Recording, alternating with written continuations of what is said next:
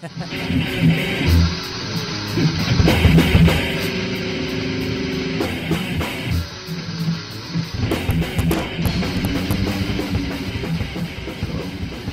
want you to get up now. I want all of you to get up out of your chairs. I want you to get up right now and go to the window, open it, and stick your head out and yell, "I'm as mad as hell, and I'm not going to take this anymore!" Because, it's just awfully good that someone with the temperament of Donald Trump is not in charge of the law in our country. Because you'd be in jail. Secretary Clinton. Till the lights go out, till my leg give out, can't shut my mouth, till the smoke clears out, and my high, we want to remind the audience to please not talk out loud. Please do not applaud. You're just wasting time. All right. Good evening, everybody. Welcome to Smith Radio. Your host, Brian Smith and Kerry Smith, giving you all the breaking news of the week, wrapping it all up, explaining it all to you, letting you know what they said, what they didn't say. We're going to debunk a bunch of hoax today. As you can see, the title of the show, Climate Change Hoax. The climate does change on a regular basis, but the hoax is that we're all going to die and we're all going to be underwater, and hurricanes are caused by climate change. That's the hoax.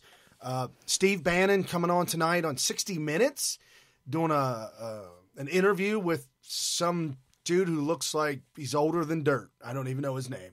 Doesn't even matter. Don't even watch the show. Millennials don't even watch it. If you saw a scope I did earlier this week about millennials you never knew, they don't watch it. And the millennials that sit at home in the basement, they don't watch it either. But I've got some sound bites of Steve Bannon, and you will be beside yourself as I was with the way Steve Bannon is feverishly working to help Trump make America great again from the outside.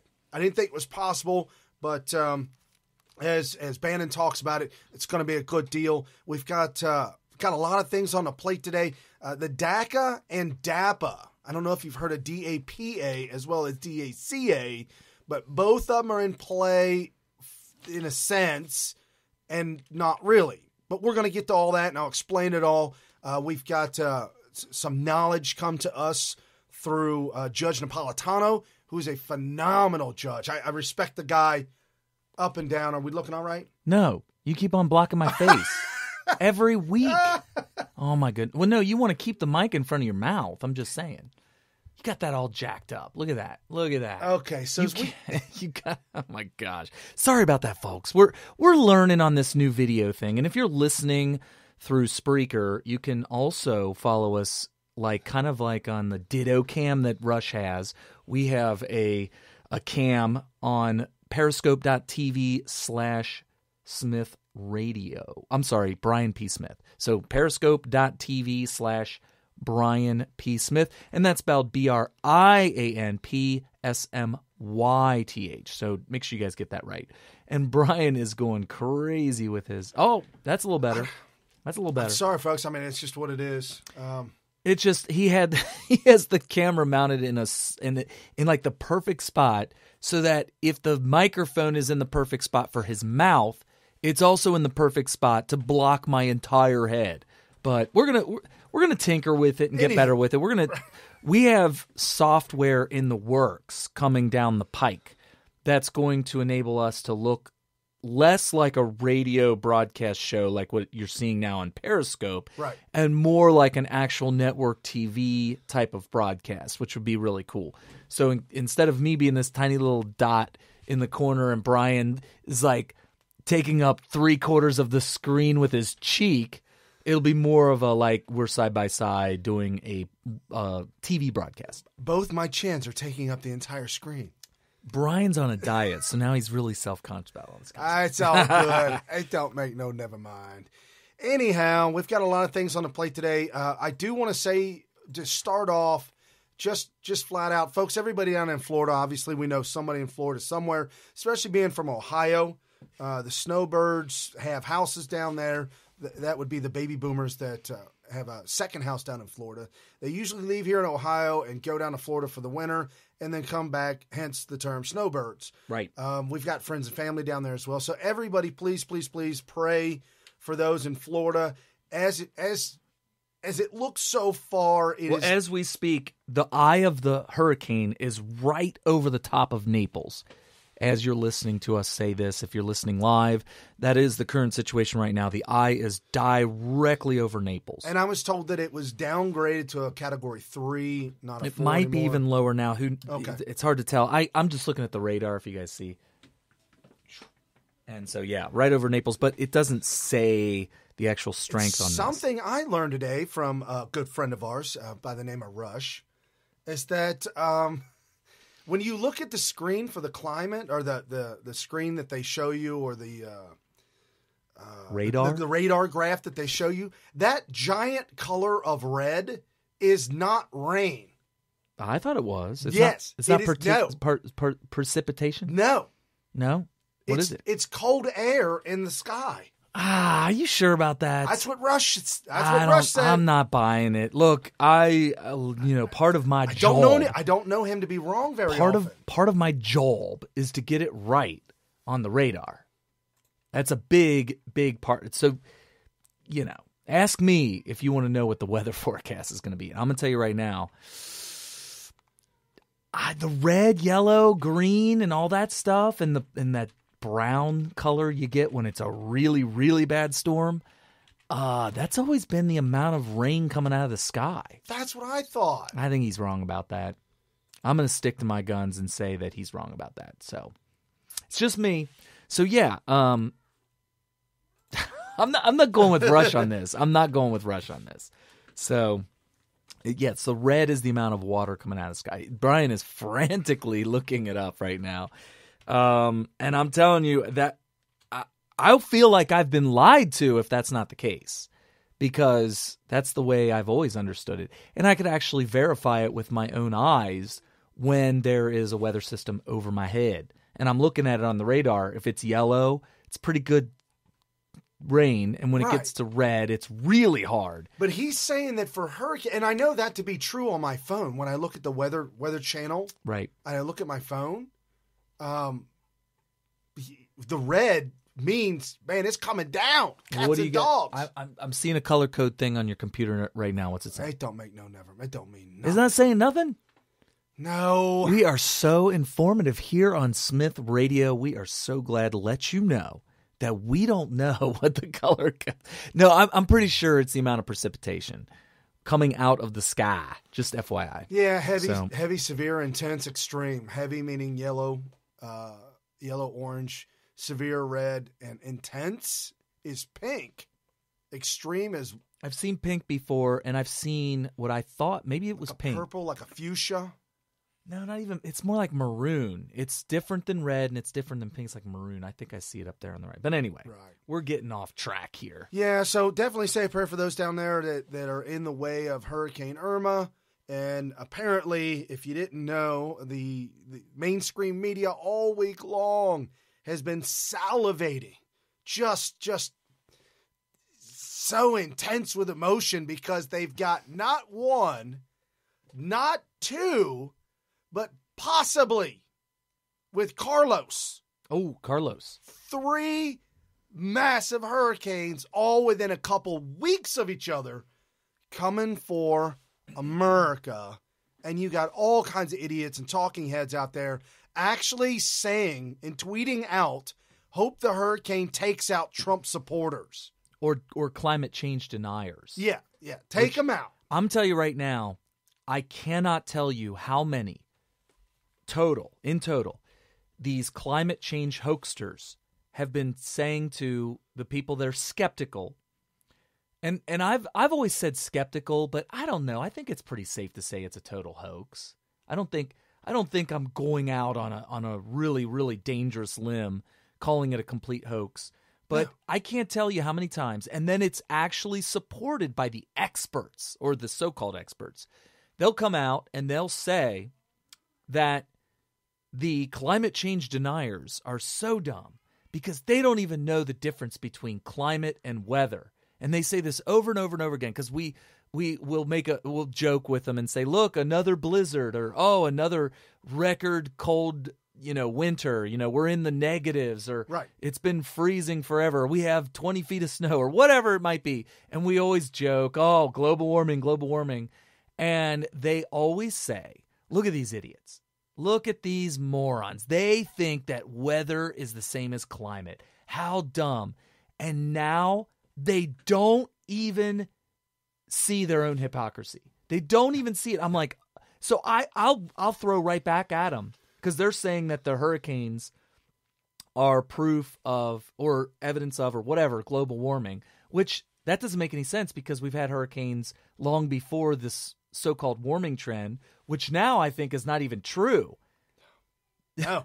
So, I agree with you. I mean, maybe it was warmer than it was in the Ice Age, but there's absolutely, seriously, the little Ice Age. I'm not the little one, not the big one. Yeah, the one during the medieval period. Oh, I thought you meant during the 70s. Oh, that's right, the Ice Age that was coming. Yeah. So they don't even see their own hypocrisy. I'm sitting here joking with them on Twitter. Haha, look at you guys blaming climate change, or blaming weather on climate. And yet this is what you were blasting us for when we would say, oh, another blizzard must be global warming. And right. Of course they come out and they try to say, well, if you know how climate and weather are related, you know that the warming trend would cause an excess of energy in the atmosphere, which would lend itself to create these extreme weather events, not just limited to hurricanes and tornadoes, but also cold weather events such as blizzards. And I'm just like, you guys are full of crap. Right. They're totally full of crap. Right. Well, and the big thing is that they were linking carbon in the air, carbon dioxide in the air, with global warming and the rising of temperatures. Should I reiterate the debunking of that? And then there was an article that we shared here on Smith Radio. There's an article that said that trees planted in the inner city may cause more harm and pollution. What? Yeah, pollution causes more because all the branches and the leaves keep the pollution in the city. You've got to be kidding me. You forgot about that story? Yeah, so that is the most backwards bass words.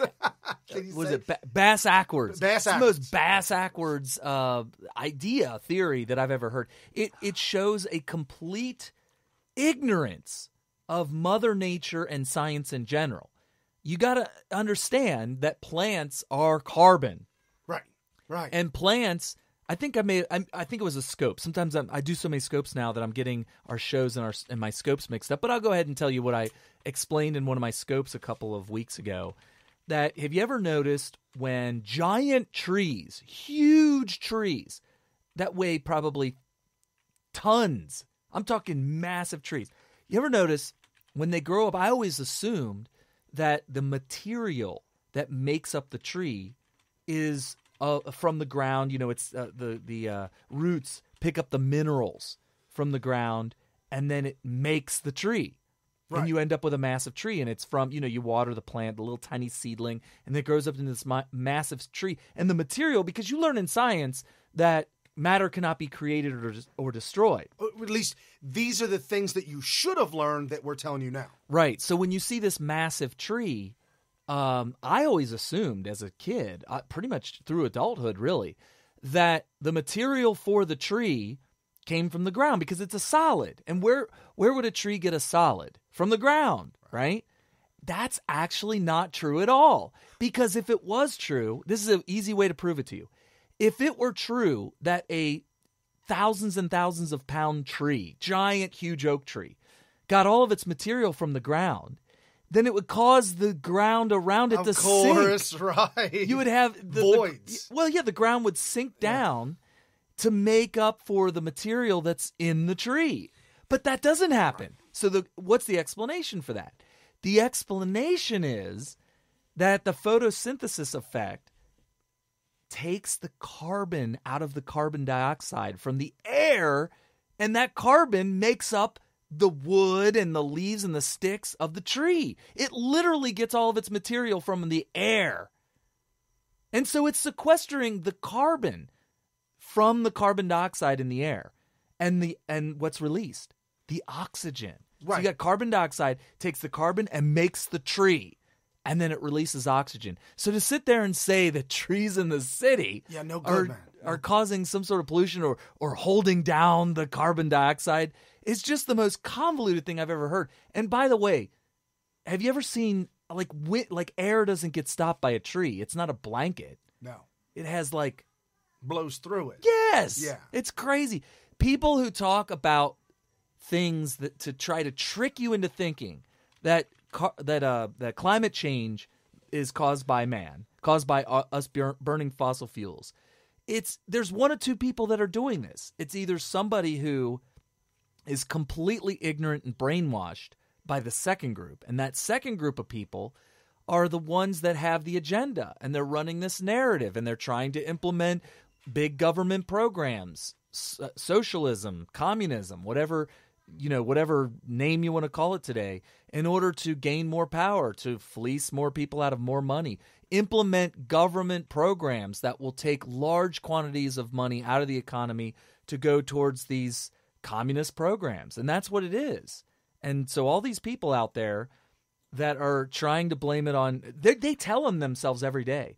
What did I say last week about that Hank Green video? If you guys don't know who Hank Green is, his brother is John Green. And John Green and Hank Green, which, interesting, I wonder if that's their stage name. Green? Probably, because they're a bunch of tree huggers. Bunch of greenies. So anyway. Beanie greenies. These two people, Hank and John Green, are the founders of a very popular YouTube channel called Crash Course. And it has all these 10 to 15 minute long crash courses. They're almost like a class, right? And some of them are literally crash courses, like a whole entire subject crammed into 15 minutes. But anyway, they've been, big time. They're totally leftist. Most of their shows on YouTube have a very, very big, massive leftist bias to it, which is very disturbing to me. But last week, there was a very popular show. It was like a 4-minute video. And if you listened to the show last week, you will have heard it.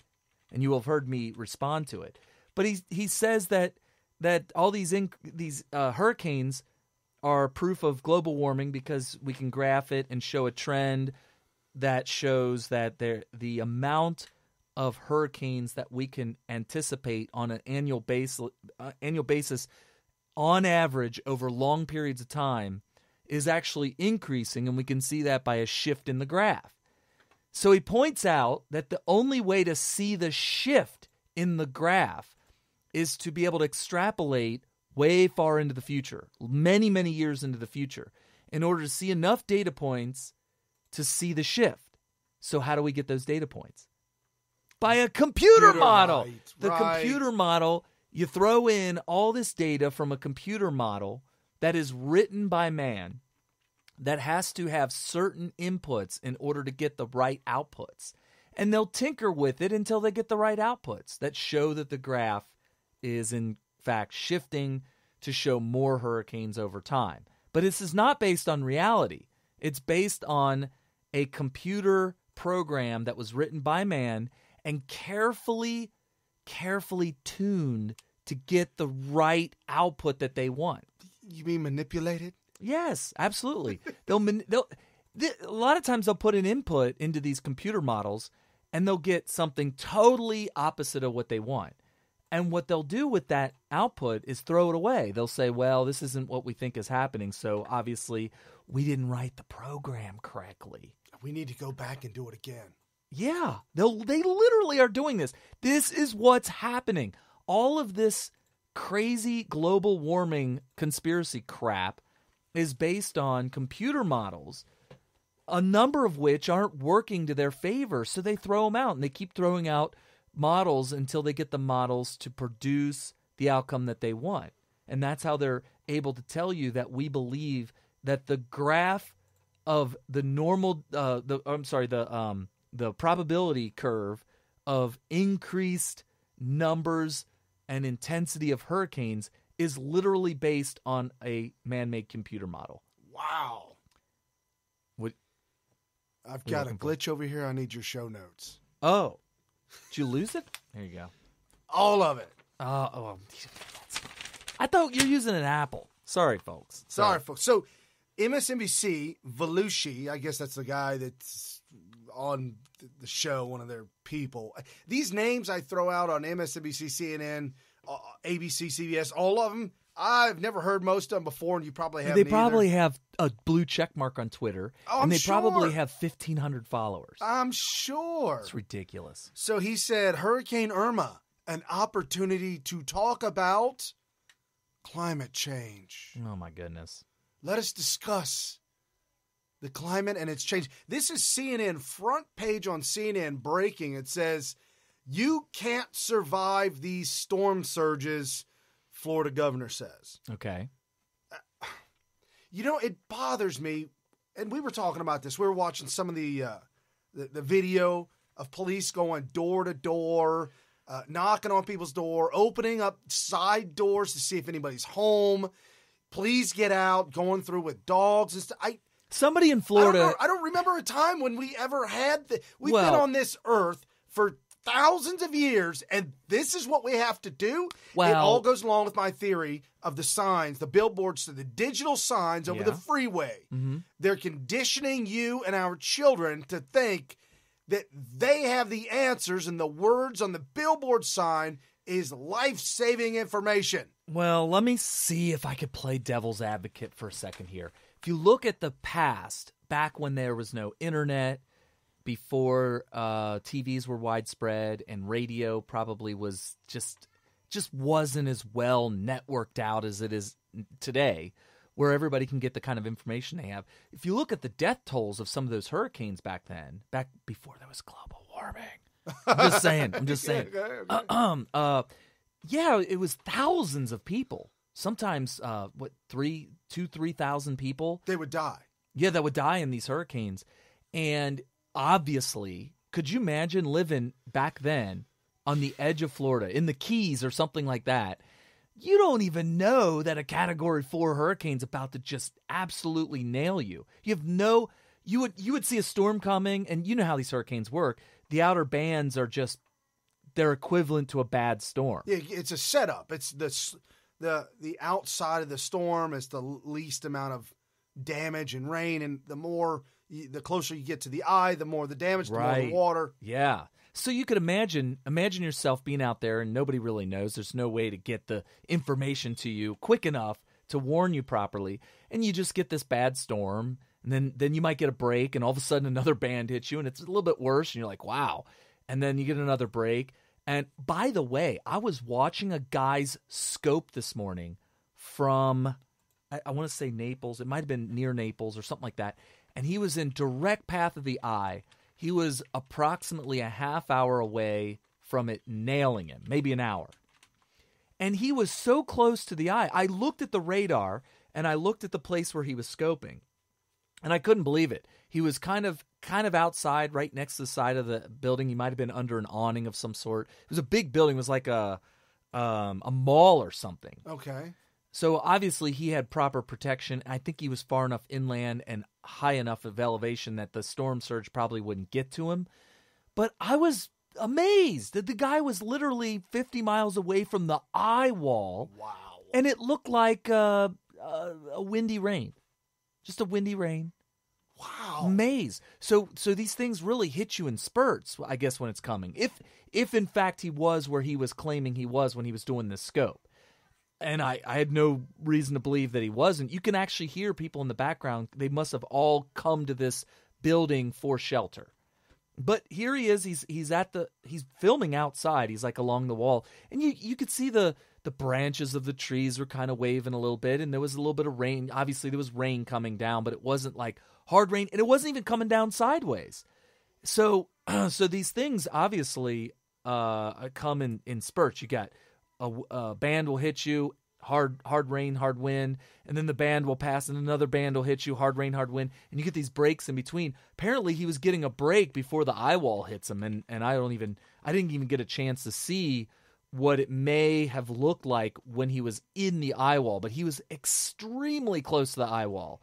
And so imagine way back in the day where you don't even know that the eye wall is about to hit you. So that's where the mass death would. So getting back to the door-to-door, I think that people, especially government officials, look at the past and they're like, well, how can we make this better? So of course they do all these alerts, and they do it via the internet, they do it on radio, they do it on TV, they do all kinds of stuff. I heard from somebody earlier today on the internet, on a YouTube video, where they said one of the things they did back in the 50s and 60s was fly a plane over and dump leaflets so that people would find a leaflet and read it and say, hurricane warning, take cover, or whatever, or evacuate, or something like that, something to that effect.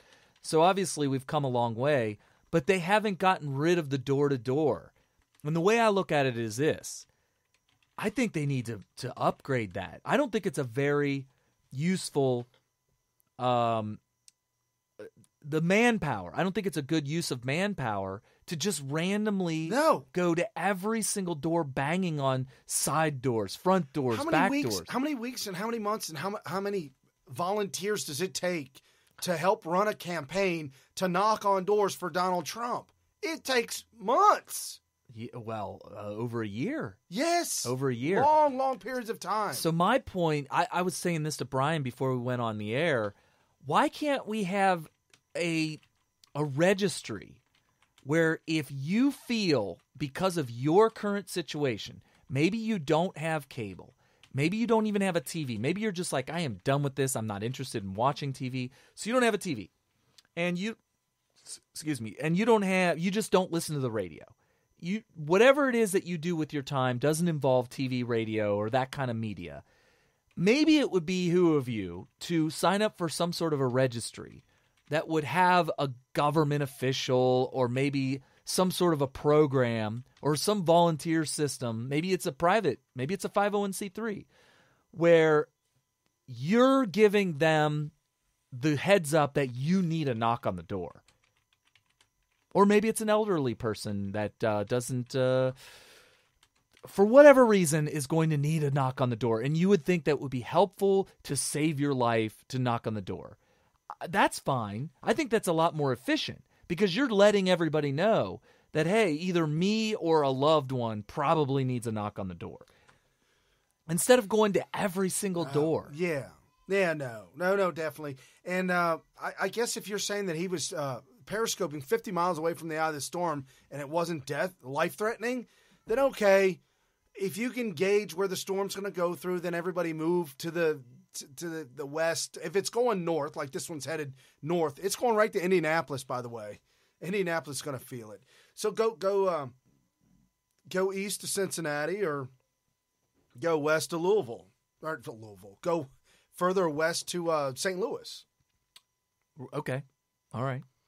Anyways, somebody was saying on the Periscope chat, and folks, if you want to follow us at Smith, SMYTH Radio on Twitter, at Brian P. Smith on Twitter, and our website, smithradio.com. You can find all kinds of great information. We've got our blog attached to it as well, blog.smithradio.com, and informational videos from other folks that we respect highly. That's smithradio.com, right? Correct. Right. Smithradio.info takes you directly to all of our previous podcasts. Yes, and if you try all of them, smithradio.info, net, com, and org, you'll go somewhere. It'll take you somewhere. We got all four of them, man. I'm just telling you. You can go somewhere. So we go live 5 to 8 p.m. Eastern Sunday. You can watch us on Periscope at Brian P. Smith on the Periscope. And then also smithradio.info take you directly to the broadcasting page where it's on Spreaker, where there's an entire conversation completely different than the conversation on Periscope. So we got all these conversations going on all at the same time. And we have a couple of folks on Periscope that are asking, so is climate change a hoax? Or is climate change a fake? And I typed out, I said man-made. Well, man-made. Let's distinguish that so there's no confusion. Right. Everybody who I respect as being a real scientist says that climate change is always happening at all times. And they have a set of reasons that they like to throw out there for reasons for climate change over the millennia. Okay? And I totally think that it's a common sense thing to think, you got your we have a elliptical orbit around the sun. So sometimes the Earth is closer to the sun and sometimes it's further away from the sun. That's one thing. You also have storms that happen on the surface of the sun some people call them dark spots or whatever. And these things, really emit a lot more energy than when there's not spots or not storms.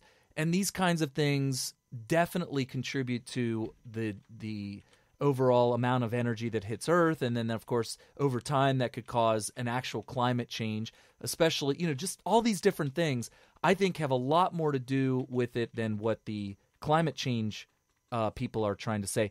But climate change is happening all the time. When I say climate change is a hoax, I'm specifically talking about those that are talking about a warming trend that's caused by man-made things such as burning fossil fuels. Right. And I think it's a complete hoax. The science that they're using to try to justify this theory is junk.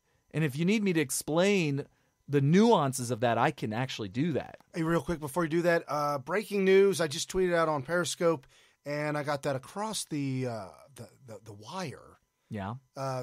Hurricane Irma downgraded to Cat 2 officially. Okay. I mean, that's a step in the right direction. Yep. I was worried earlier in the week. They showed a forecast model that showed a Category 3 hurricane entering the southern border of Georgia, meaning that it was and I'm like, is that for real? Like, dude, that they can't be real. Dude, they wanted death, and this is this morning. They were hoping for that. Front page this morning on CNN. It says live updates: 115 mile an hour winds, headed for Naples. See damage. Click on this link, what South Florida looks like right now. Okay. 1 p.m. forecast. Click here. Western Florida will see surge. Watch live. Big waves in Jacksonville Beach. Watch live. It's trees versus wind in Fort Lauderdale. Okay. Mayor of Tampa going to get punched in the face. What? What? It's right there. For I am what? not lying. Oh, Tampa. Tampa's going to get punched in the face. When you read that, it sounded like you said the mayor of Tampa is going to get punched in the face. No, the mayor said Mayor Colin Tampa. It's Tampa, going to get Tampa's going to get punched in the face. Come on, man. Yeah. Look. Sometimes I forget about this stuff until Rush Limbaugh, who's been in this industry for so many decades, probably since maybe even before I was born. I think he said 20. He's over 30. Oh, yeah, I he's think. over 30, but I mean, on the air, I think he celebrated just recently 30 years. Yeah, and he talks about how these weather events are such boondoggles for their ratings that they really try to enhance it as much as possible. So they do these things such as sending the reporter out into the wind as they record him reporting or trying to report, leaning into the wind and getting pummeled and thrown around, and sometimes they fall over, and it's ridiculous. And if you think about it, really common sense is that it's unnecessary. They could report from a protected area with the weather in the background, but they send them out because it adds to the sensationalism of the reporting. And of course, you heard the headlines that Brian just read, and it's just ratings, and it's a serious hurricane, and it's good to warn people and to get them out and basically to evacuate or to get them to shelters, and that's great. That's absolutely important. But everything beyond that is just the sensational. It's to get people from around the area to watch, to tune in, and to see the carnage and whatnot. So we've got this message board going on smithradio.info and the message board going on a Periscope, and I'm going back and forth. And it reminds me of a video I saw that they posted. CNN interviewed a father with his young teenage son, maybe 10, 11, 12-ish, and the father's clearly from Austria or something, like where Arnold Schwarzenegger's from. Okay. And you could see he was real arrogant, and he said, "Why aren't you evacuating?" I don't evacuate. We are here. And why he's saying this, his son, like in the background, his son tries to interject. We are Neanderthals. We're strong men. Wait, where were these people located? In Florida. Okay. But it was hysterical. They're like, we're not evacuating. There was a we're Russian Neanderthals. dude. We don't need to evacuate. There was some Russian dude that was in the Keys all the way down where it was going to direct hit. Right. And he was scoping from behind a mattress in front of the window so that he could videotape out the window. And he was getting the eye. He was getting hit with the eye. Oh, my God. And it was pretty intense. You could hear the rain hit the window, and it sounded like rocks. It sounded like pebbles hitting the window. Right. That's pretty scary. But he was way up high. He was probably at least 4 stories high, at least. And he was in the Keys getting hit directly with the eye. It was about to hit. The eye hadn't even gotten to him yet. Wow. And then his scope got cut off. Hopefully he's safe. But he was speaking with a very thick accent. In fact, I think he was even speaking probably Russian at the time. We're getting a lot of this, too. I'd like to kind of juxtapose Texas versus Florida, Houston versus Tampa. I've lived in Tampa. I've been down to Florida many times. Carrie's been to Florida many times as well. Right. In Texas, you had a lot of people saying there's minimal looting, and we will shoot on sight if you loot. Okay. I mean, that was the sentiment in Texas. Yeah, and I heard it's some sheriff or something. Sheriff Assbad said that we will fire upon you if you are looting. Do not come here unless you want to lose your life. So apparently they had no looting. Now I'm getting this from our loyal listeners on the message board and people that have been watching some of the footage, that right now, currently, people are looting. The storm is in play right now, and people are currently looting in Florida. Yeah, I heard that Fort Lauderdale, there was some looting. And they didn't get hit very hard, but they were expecting to get hit the worst. Because if you look at the rotation, yeah, if it hit Miami directly, it would probably do even more damage, possibly, potentially, in Fort Lauderdale because of the rotation. The front end, or the part of the wall that's going inland, right, would have directly hit Fort Lauderdale. So they were really buttoned down. I mean, everything boarded up and everything like that. Well, it went around the state to the other side. Oh, okay. So everybody was ready for it. Everybody evacuated. Everybody now they're boarded upset up. that they can't loot. So no, they looted. They can loot. They can loot because everybody's gone. Right. They're all gone. And so they busted in the windows of these stores, and the weather is such that they're able to loot because it's not so dangerous that they can't. Right. I mean, it's debatable. It's debatable how life-threatening it is. But they are able to go in, bust in the window, run in, get a bunch of whatever, shoes, clothing, whatever they were looting, and run out of there. So, it is what it is. People are going to take opportunities, and hopefully justice is served. Who knows? Right. So here's the thing, folks. Bottom line, when you want to talk about pollution in the air and polluting the air, first things first. I mean, the big elephant in the room that nobody talks about is volcanic activity on the earth. If you want to stop some kind of pollutant in the air, if you want to clean the air, carbon dioxide. I mean, yeah, that's what I'm saying. It's not a pollutant, but a lot of carbon dioxide comes out of volcanoes and all that kind of stuff. And they're saying, well, even when Mount St. Helens erupted, they were able to see it, the volcanic ash that circled the earth as dust particles and everything went around. But then where did it all go? It's all gone now.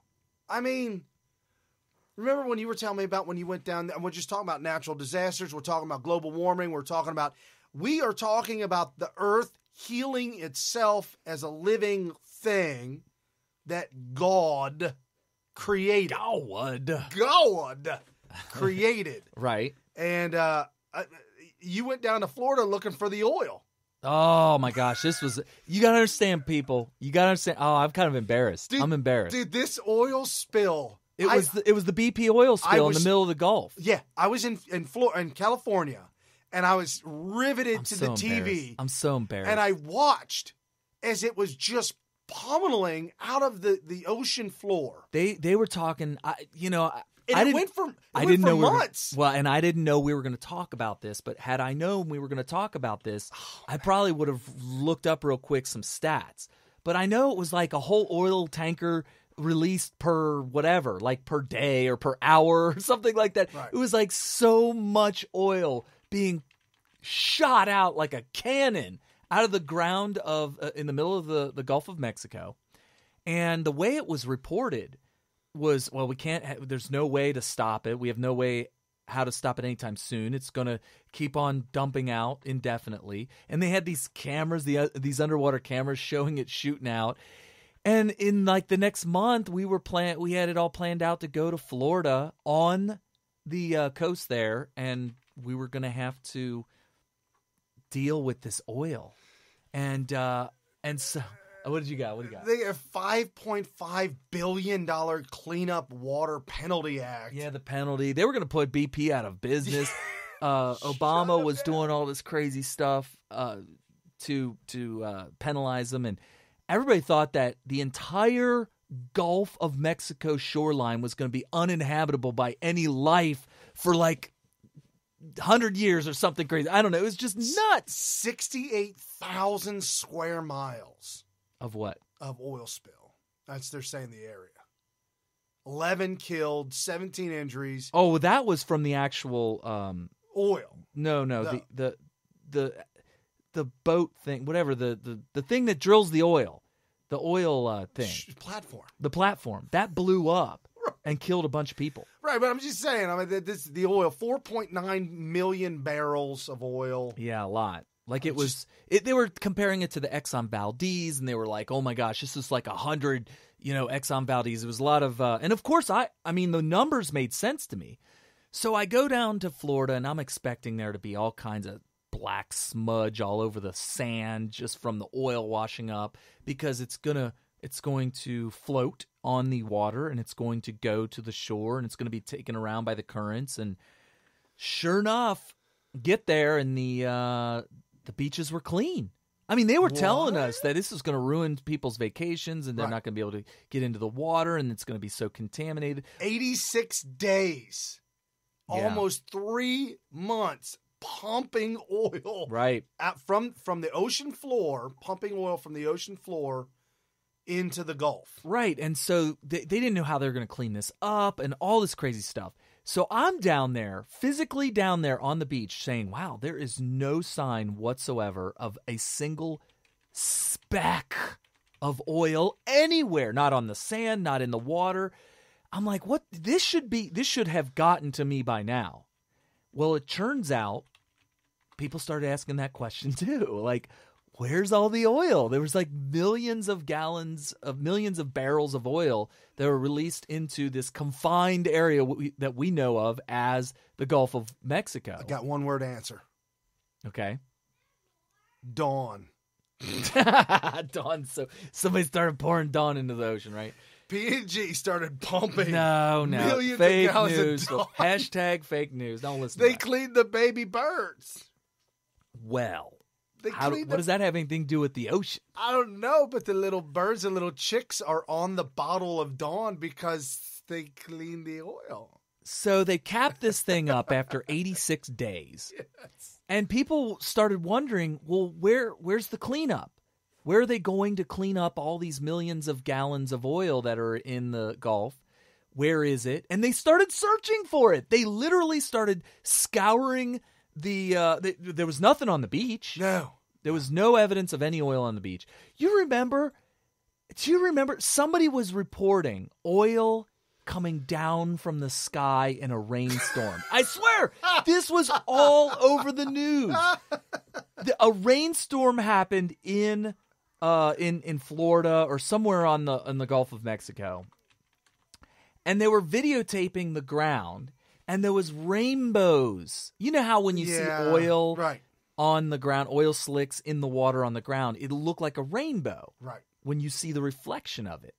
Well, somebody videotaped this rainbow from the rain, and they were like, oh my gosh, there's oil raining down from the sky. And everybody bought it, hook, line, and sinker. Turns out that video was a complete hoax.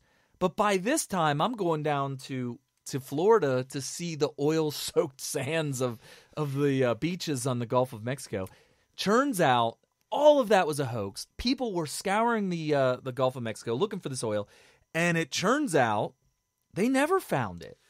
This by popularmechanics.com. Oh, okay. Oil can, in fact, evaporate at room temperature, or rather, compounds in crude oil can evaporate. Bloggers and video commentators have speculated that Corexit, the oil disbursement that BP has been using to fight the oil spill, could speed up the evaporation process and evaporate itself and rain down as toxic sludge. Oh, jeez. Oh, man. Was it Popular Mechanics that debunked, or that said that fire can't melt steel? No, Popular Mechanics. Did they debunk that? I think it was Popular Mechanics had an entire issue, an entire magazine devoted to debunking the 9/11 conspiracy theories. It wasn't just the fire melting steel. It was all of the claims by the 9/11 truthers. Okay. So, but anyway, I think it was Popular Mechanics. There's like two different science magazines that are really, really popular. There's like Popular Mechanics and I don't know, Popular Science or something. I don't know what they are, but I know Popular Mechanics is one of them. But anyway, so to wrap up this whole crazy story, turns out there's bacteria that live, these organisms that live in the ocean that actually eat the crude oil. So if we had more of these organisms, they could eat the crude oil even faster. Well, they'll multiply. If you dump crude oil in the ocean, you're giving them the food needed for them to propagate. Almost as if you're fertilizing them. Yeah. So they end up eating all this crude oil. And, we're talking probably trillions, quadrillion of these little organisms just eating away at the oil, and they get consumed by actual life in the ocean. And nobody really ever knew about that until they started questioning, where did all this oil go? We got to find the answer. Yes, Who stole it? Evaporating and raining down as sludge. That is such fake news, fake science, pseudoscience. So that's what happened. So the reason we brought up this story, which I didn't know that Brian was going to bring up, but I'm so glad he did. It's one of those things, we talk so much. We've been talking back and forth for the last 10, 11 years, almost every single day, that I get triggered. And these conversations come up. Yeah. Well, the point is that God made a great earth. And when it comes to whatever it is that these global warming hoaxsters are saying is causing global warming, is just they just don't understand science. They don't understand how the earth works, and they don't understand any of this stuff. I've said this multiple times in multiple different platforms, but I'll reiterate it right here. I'll walk you through the carbon dioxide myth. Did you ever wonder? Nobody ever wonders where this crazy theory that carbon dioxide in excess amounts in our atmosphere is causing a greenhouse effect. Nobody ever questions that. What is the mechanism of carbon dioxide causing? Where are the experiments that prove that certain levels of carbon dioxide is in fact not only causing a greenhouse effect, but also is causing more of a greenhouse effect than any other chemicals in the atmosphere? Right? Right. Well, it turns out that this is the story behind greenhouse gases, and you guys, or behind carbon dioxide as a greenhouse gas, and you guys can take this all to the bank. You never heard it anywhere else. You're going to hear it here on Smith Radio. This is the fact. going back in time when all of our great scientists, either at NASA or in private aerospace industries, or just astronomers, people that wanted to learn about the universe, were studying the different planets in the solar system. And they were using all these new techniques to measure certain things about them. Your temperatures and the different chemical makeups of the atmospheres of all the different planets in our entire solar system. And one of the peculiarities, I guess is the word I could use, about Venus was that they found that the average temperature of Venus was hotter than Mercury, even though Mercury is significantly closer to the sun. Right. Well, that's odd. It's very odd. That's something that we need to investigate. That we need to figure out why Venus would have a higher average temperature than Mercury, even though Mercury is way closer. So what explains that? So they start doing all these studies and figuring out, okay, what's on Venus? What could cause Venus to be hotter? What's going on here? Turns out Mercury pretty much doesn't have an atmosphere at all because it got blown off by the energy from the sun. All these rays, all these crazy rays coming off of the sun just blows. So there's not much of an atmosphere at all on Mercury. But Venus has a massive, massive atmosphere. I mean massive. It's way more massive than Earth's. And what did they find out that atmosphere was made out of? Turns out Venus's atmosphere is 96% carbon dioxide. Just as a comparison, Earth has a fraction of a percent of carbon dioxide in its entire atmosphere. Wow. I mean, not even 1%, like a fraction, a teeny tiny sliver of a fraction of 1% of Earth's atmosphere is carbon dioxide. But what they theorized was Venus must be experiencing a greenhouse effect because of their atmosphere. And because the atmosphere is made out of carbon dioxide, the scientists decided, well, if carbon dioxide is causing the greenhouse effect on Venus to make it much hotter than we anticipate, I wonder if carbon dioxide could be having that same effect on Earth. Well, here's why it's a bunch of crap. Venus is 96% of its entire atmosphere is carbon dioxide. Okay? Venus also has an atmosphere that is 5 times thicker from the surface of Venus all the way to the top of its atmosphere, 5 times thicker than Earth. Smoke. 5 times. Ours is about 20 miles thick on average. Even though there's no outer boundary, it kind of like gets thinner as you go up. Where Venus is like 100 miles. So that's 5 times thicker. The total mass of the entire atmosphere of Venus is over 100 times the total mass of Earth's atmosphere. Wow. There's 100 times more material in Venus's atmosphere than Earth. 96% of that giant thick atmosphere is carbon dioxide. That's insane. And what does that cause? It causes a greenhouse effect that makes it hotter than Venus. Okay. On average. I had a teacher back in school, grade school, junior high, said that Earth will wind up looking like Venus. Where's all that atmosphere going to come from? I don't know. 100 times she said it's more. proof. Look, this is what global warming causes. It's proof. It'll burn us up. 100 times thicker, or I should say more massive. 100 times more massive than our atmosphere. Carbon. There's not enough carbon. I don't think if we burned every single plant on Earth, we would burn every drop of oil, every plant remaining, every animal remaining. Right. I don't think we'll get anywhere near the amount of carbon dioxide as you see on Venus. We would have to have that much carbon dioxide stored somewhere. It's got to come from. How do you? They'll say it's stored in the ocean. It'll be released from the ocean. So if you're on the message board, you be at smithradio.info or on Periscope. And we got a longtime listener, James Corwin, who says there's crude oil seeping from the ocean floor constantly. I believe it. Absolutely. Naturally. And I said it is organic. Oh, yeah. Crude oil is organic. Yeah, very, very green. And DJT on the message board said, consume oil, save the planet. What? Consume oil, save the planet. All right, I'll take it. So our dear leader, DJT on the message board, says consume oil. That's the directive right from the top. Consume the oil, save the planet. DJT, I will take your advice and I will do that.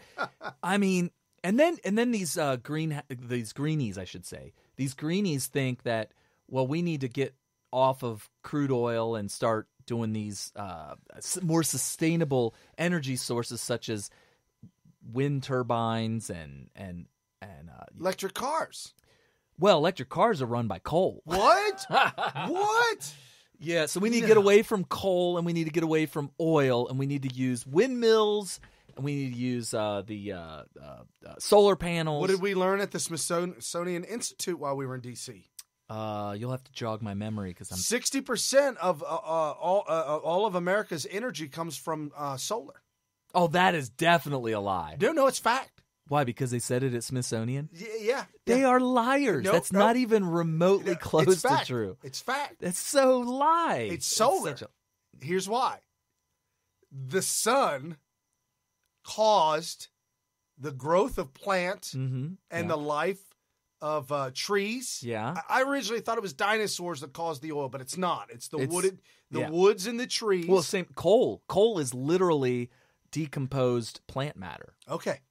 The sun caused that to be, and we're using it, so it's all solar. Oh, in that case, it's probably like 99% of all of our energy. They really did say that, and I have no other answer for you other than that. But they didn't explain that. No. I had to explain that. No. That is true. It is true that oil and coal originally, if you go all the way back in time of the life of where that came from, it would have been plants who derive their energy from the sun. So in a roundabout way, oil and coal is solar energy in a roundabout way. Here first, right here on Smith Radio, folks. You will not hear it anywhere else because they don't know. So we're going solar. I'm going to burn as much oil as possible.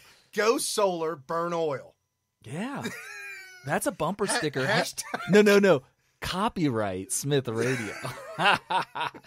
Oh, everybody send the royalties to those bumper stickers to Smith Radio. Wow. Oh my gosh. Good times, man. It's got to be more than 60% if you take that into consideration. Yeah. Unbelievable. Yeah, Make sure you guys share this broadcast for us pointing that out. And the carbon dioxide thing. Literally, somebody show me the study, an experiment that I can recreate in a lab somewhere that shows that one closed system that has a certain level of carbon dioxide with the sun shining on it will trap more heat than another closed system that has less carbon dioxide. Well, here's the thing. When he says closed system, you're talking about two different planets. Here's the thing. You got two different planets that are completely made up of two completely different things in a sense that you're comparing apples to oranges and oranges to bananas. You can't compare like that teacher to try to tell me that she can show me how the Earth will become identical to Venus. And Venus was originally looked like Earth. And I'm like, where's all that atmosphere going to come from? And where's all that carbon dioxide going to come from? Right. I don't think I'd be hard pressed to believe that there's that much, that you could produce as much carbon dioxide in the atmosphere or anywhere near as much as Venus if you burned everything. Everything. Because as we said, matter cannot be created or destroyed. It has to come from somewhere on Earth currently. So in order to cause a greenhouse effect on Earth. Well, and hold on, let me back up a little bit. I want to be clear. I don't think we need as much carbon dioxide as Venus in order to have a greenhouse effect. Right. But I agree. say the amount of carbon dioxide that we do in fact have in our atmosphere right now is that we could say that that's causing a greenhouse effect because of what we see on Venus, which, by the way, that is where it originates. that is where the idea that carbon dioxide is causing a massive greenhouse effect on Earth is because the scientists are extrapolating the theory from Venus being warmer than Mercury onto Earth. And the problem is okay, you know how a real greenhouse works, right? It has these glass panels. Correct. And those glass panels enclose the air in the greenhouse. So it traps it inside there. Right. Comparing Venus to Earth with the amount of carbon dioxide would be like saying one greenhouse is made out of inch-thick glass and the other greenhouse is made out of a screen with little particles of glass on the screen, little particles here and there, little speckles of broken glass on a screen, and saying that that's going to trap the air. No. We got somebody else, a longtime listener, Vanessa, says she worked for a public garden that got a solar field. In 50 years, it will possibly start to pay for itself. Oh, my gosh. They literally don't know. Oh, did we ever tell, was it Vanessa? Vanessa. Did we ever tell Vanessa about what the Cincinnati Zoo did? Oh my gosh. Oh, Vanessa, hold on to your sweet ditty. So, check this out. We had several years when my daughter was very, very young. We had a season pass to the special season pass. Right. So we were allowed to go whenever we wanted with our pass. And so we would go, and they had this massive, massive parking lot, which is great. It's like almost the size of the entire zoo. Off to the side, you have a parking lot. And we'd park there and we'd go to the zoo. One year we showed up and they had these giant covers. Because, by the way, this parking lot was hot. There was no shade whatsoever. And you'd go back to your car and it was just sizzling. The car would be so hot from the greenhouse effect of having your windows rolled up. Remember when your dashboards used to crack? Oh, yeah. Well, they still do something. Yeah. The dashboard is like totally obliterated now. But anyway, one year we show up and it's like totally shaded. They have these giant, huge awnings that covered the entire parking lot. There was almost no place on that parking lot that was not shaded. And I'm like, wow, look at these things. You go to the other side, and guess what I found out they were? You couldn't tell from underneath them. Right. They were literally solar panels, the whole thing.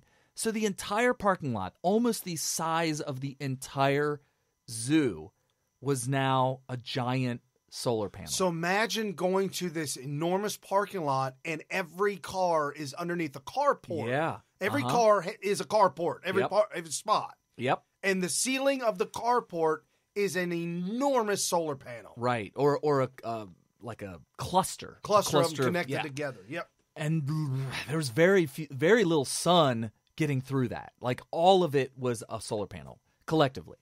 And I was like, wow, that is amazing. So I go in and of course they have an area where you could read about their new solar panels. Oh, I'm sure. Did somebody fact check that read? Well, it turns out it was programmed that Obama was dumping money all over the place. It was probably the same program that put $1 trillion in, or $500 billion in the hands of Solyndra scam artists. Oh.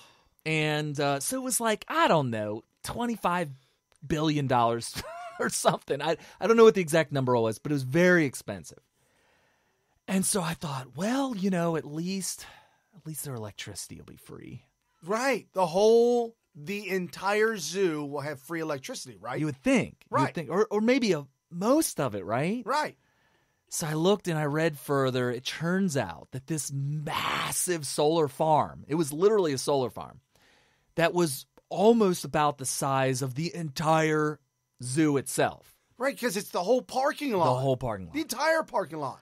Turns out it provides 17% of the required energy needed. It offsets 17% of the total amount of electricity that is used by the city? The whole city? Yeah, the whole city. The whole city. Just the zoo. What? Just 17%. And if you go by that amount of electricity that it saved them and compare it to the cost of installing all these things. I'm sure to pay for itself within a couple years. I don't think it'll ever pay for itself.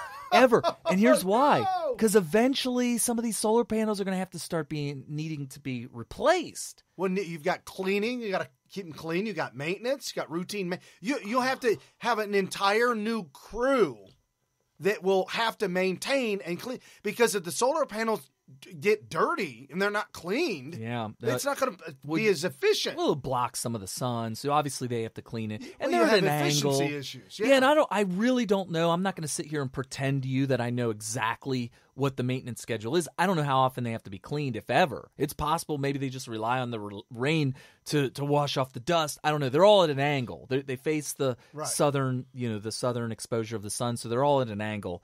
But the sad thing is I don't think it's ever going to pay for itself. I think the whole thing is going to end up being a net loss, which is just sad.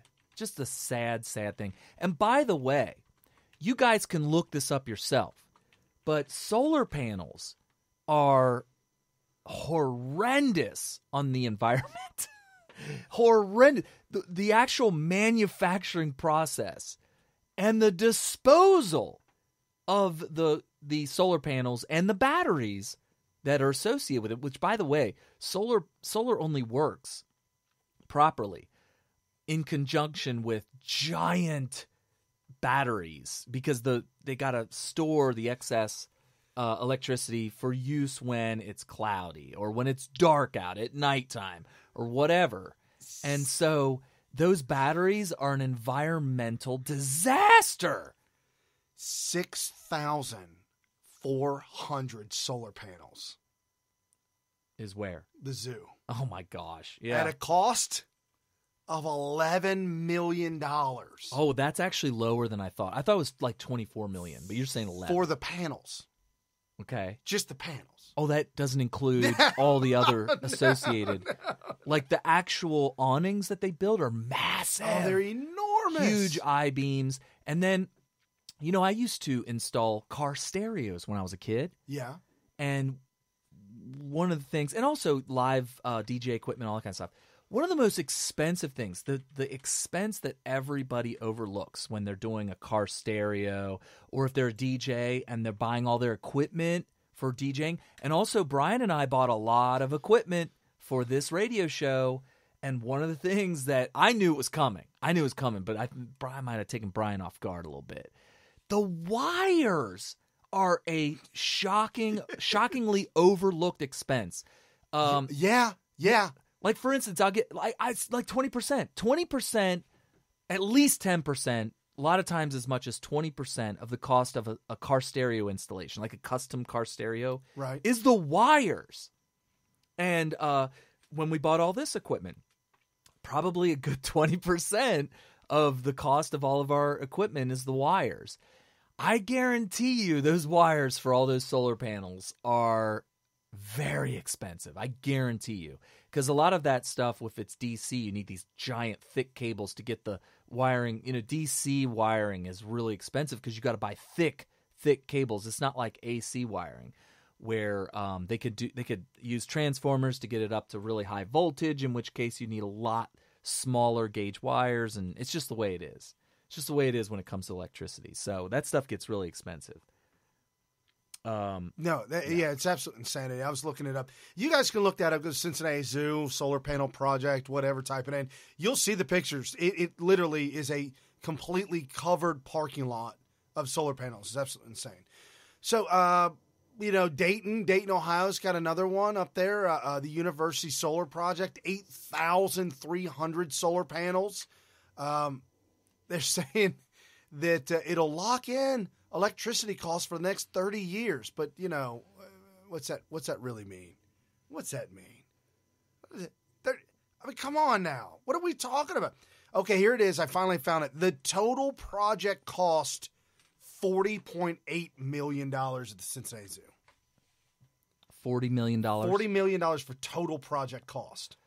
And they are getting 17% of their electricity for that. And I guarantee you that 17% goes down as the solar panels kind of get less they get older, they get dirty, what about or whatever. Certain times of the year where we during the winter that's on months, average. On average, okay, because I'm going to say during the winter months we can go for a whole month and no sun. I mean, I know that cloudy. It's cloudy. It's cloudy. I know they're still technically working, but I do not believe they're working as well as on a sunny day. Am I right? Right. So it's just all that figured involved. What an absolute waste. Also, if you think that Tesla is doing good, Tesla's also a waste. Huge government grants, and they went to another country to start building their car. Thank you. All right, bye-bye.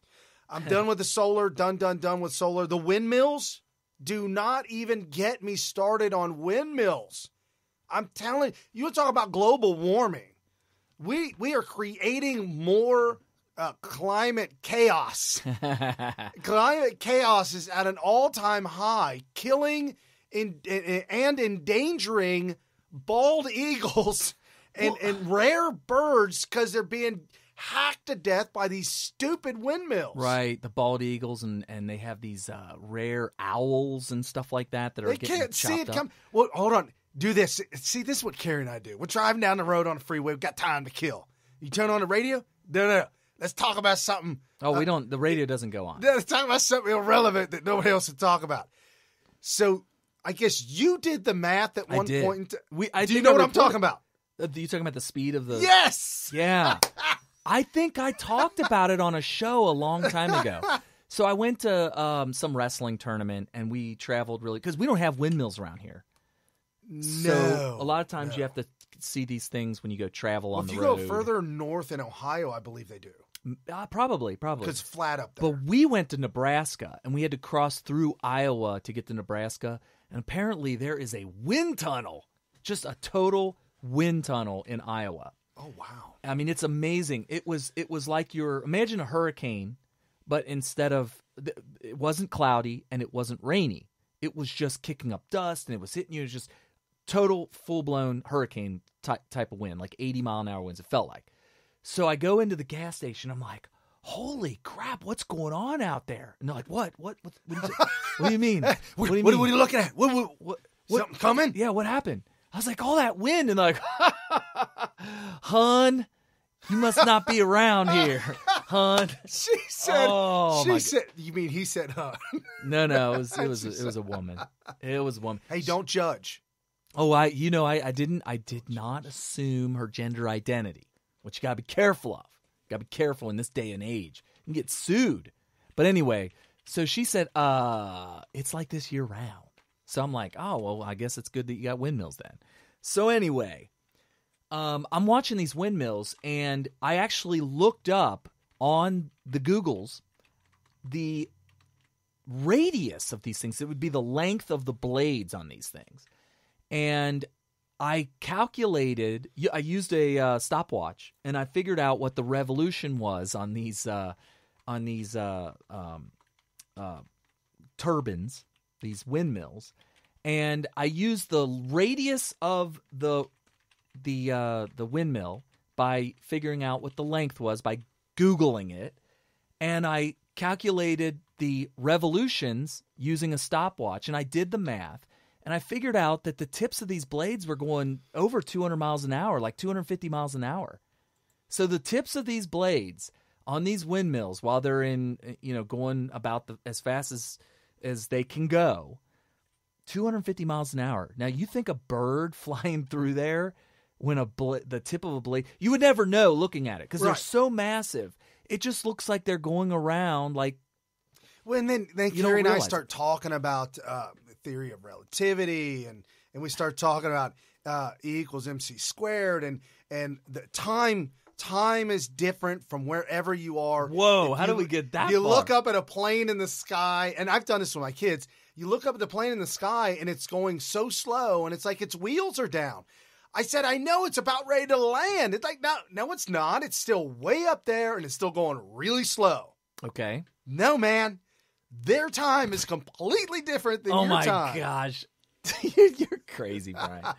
Oh, my God. So is this not what we talk about? Sometimes, but that's probably the time dilation is not noticeable by the human perception. at those speeds. Dude, that pilot is sweating his pants off because in seconds he's going to land. But I can't see it. Well, we watch it for an hour. He's still up there. Yeah. But in his mind, it's like seconds from landing. Yeah. Anyway, that's fake news, folks. That's fake news. And the astronauts that go around the Earth, they actually lose time in their life. Yeah, but it's only like it speeds up. Like fractions of a second or something like that. Or maybe like a whole second. They'll lose a second of life. Whoa. Or actually, they don't lose it. They've traveled into the future. This guy at work said that he saw a commercial that said that if you quit smoking a pack of cigarettes a day, he cut back on a pack a day or just quit smoking altogether, that he would gain, for every pack he stopped smoking, he would gain 9 minutes of his life expectancy. Okay. And he tweeted back out, he said, man, I was born in 1857. Because he stopped smoking and it saved so much time that he actually went in reverse. Okay. So it's like he's it's all nonsensical. It's totally nonsense. It's nonsense. We've gone straight off the rails on Smith Radio right now. But yeah, folks. But that's what happens when you start talking about global warming, climate chaos. Even I'm confused now. But so you've got 4 seasons of the year here in Cincinnati. Climate change happens 4 times a year.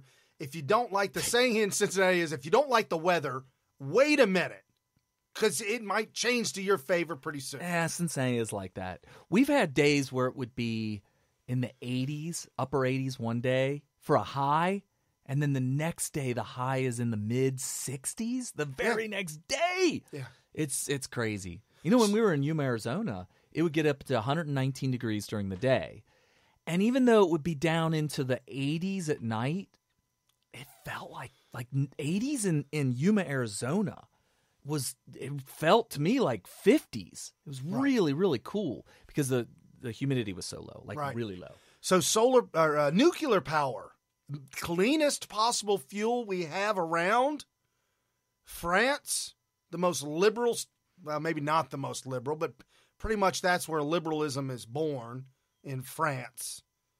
They use 75% of their energy is from nuclear power. Yeah, they cut us out on that. I know, the whole world.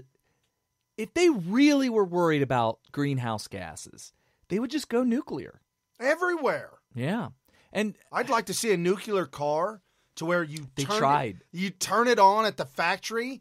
And for the next 30 years, it never turns off. Oh, that's hilarious. That would be so funny. It's always ready to go. They actually designed a nuclear aircraft that would That's fly. Cool. They would fly around for months. Yeah. Literally. Well, just like your nuclear submarines, they don't surface for months. They only surface to re-up on food because they have a machine on board that will convert the seawater to drinking water. So they don't even need to re-up on drinking water. I thought they did that with the urine. Well, that's up in space. Oh, up in space, drink they convert. Your urine. Well, no, they don't drink the urine. They clean it out. So that way you're drinking clean water. I hope that filter was replaced on this trip. A little salty. Who forgot to change the filter? My goodness. Lordy Lord. So what happened with the nuclear aircraft? They said that, it's what too if heavy? No, it was going to work. What if it crashed? Yes. What if it crashed? We'd have an issue. A little bit of an issue if it crashes. Just put a big parachute on it. I don't know. Just the cleanup. They didn't want to mess with it. They said, you know what? This is a little crazy. Fly it only over the ocean. It would be heavy, though. It would be heavy. Hell yeah! Well, because nuclear engines, if you know how a nuclear engine works, it heats up water and shoots the steam through a turbine. So how do you get all that water on board? It would be like having a steam engine up in the air. That would be very, very difficult. But here's why it would fly, though. Because it does produce enough power. Right. It would produce enough power to actually fly. They did build at one point in time, this is about 100 and some years, back in the 1800s, before combustion engine, they did build and you could see this it's on the Google. It's on the Googles? It's a 3-wheeled, steam-powered car meant for like a single person, like a single family, a couple people can get on it. Yeah. And the pot that held the water was enormous. It was so huge, and it sat over the front wheel that when it actually moved, it dug into the ground because of the weight of the water and how much it had to carry. Imagine a steam engine, the kind, a train, but instead of on rails, it was on the ground. It would just dig in. Well, they had steam engine tractors.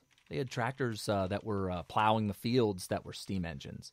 So, and then they had the Stanley steamer. Remember the Stanley steamer? Oh, yeah, that's where they came from, yeah. You can actually look that up on YouTube. I think it was what's his name from The Tonight Show has one, a Stanley steamer. Oh, Leno. Yeah, Leno. He's got every car there ever was. He actually fires that Stanley steamer up. So. That is so cool. Anyway, so did we beat up climate change enough? I think we did, because I don't want to go pretty back. Clear. Yeah. It's pretty clear that climate change is a total hoax. Yes, Earth is a miraculous place. God created an incredible, beautiful environment, sustainable environment on its own, with its own inhabitants. I mean, it just is. The guy who founded the Weather Channel says that climate change, as when I say climate change is a hoax, what I mean is the idea that man is affecting the climate to heat it up or warm it up or show a warming trend over time because of the carbon dioxide or whatever other pollutants that we're introducing to the atmosphere. That's a hoax. Right. That's a hoax. So when I say climate change is a hoax, I'm abbreviating what they're, and I'm using their own language. They're all, climate change is real. Climate change is real. Well, fine. I'll just say climate change is a hoax. But what I really mean by that, I'm not saying that climate change has never happened. Of course it happens. But what we disagree on is what causes that. And it certainly isn't humanity. Man-made climate change is just...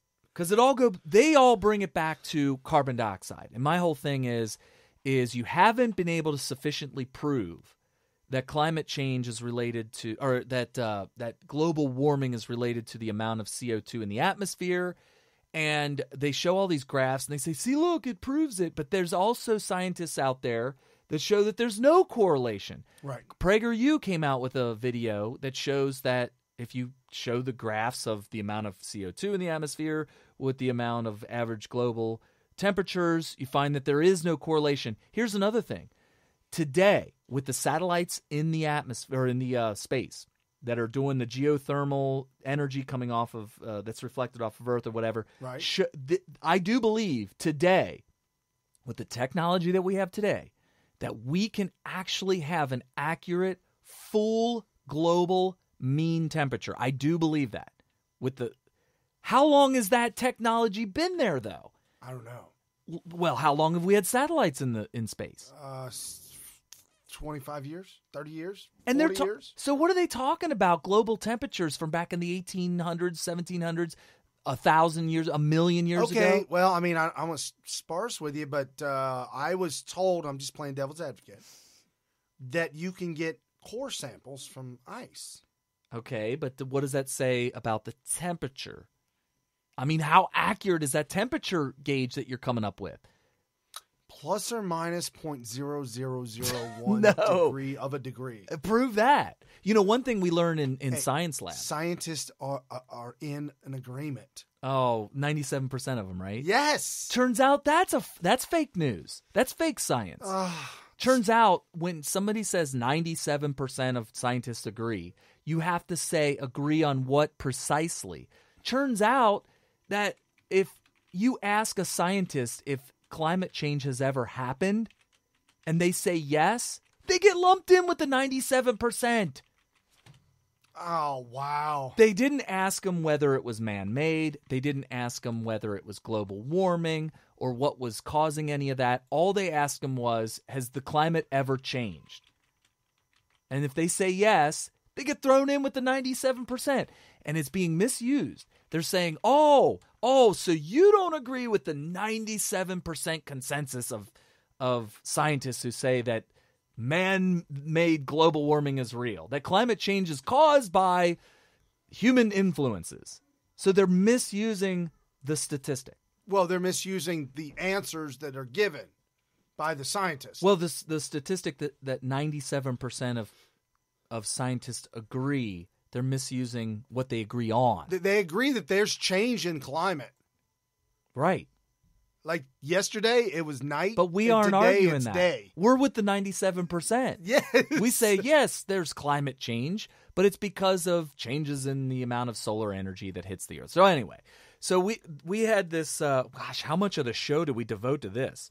So half of the show, we I think touched it's on important. we touched on a bunch of different things, though. We touched on wind power, solar power. Oh, yeah. Climate No, this is change, comprehensive. Oil. Absolutely. Crude oil that is organic. If you wish to eat it, it's organic.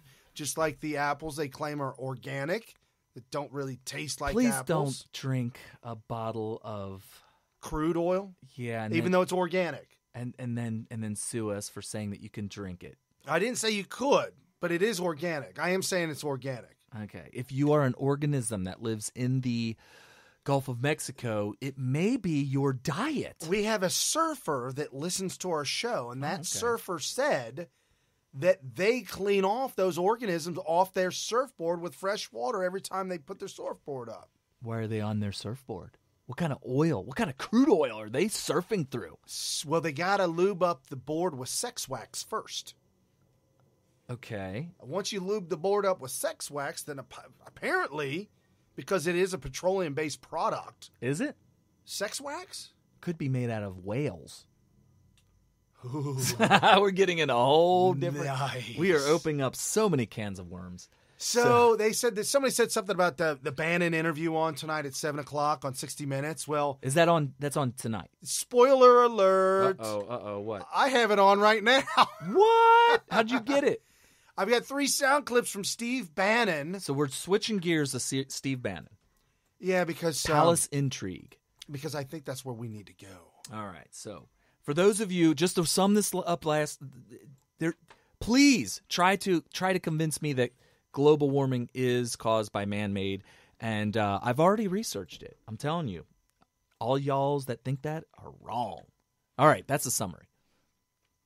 Okay. Off to Bannon. Bannon was on 60 Minutes, it's already happened. They're going to play it. Yeah, they're just going to play it. So everybody's just hanging out, and they got nothing to do and whatnot. So they're going to play the Steve Bannon 60 Minutes interview that has already taken place.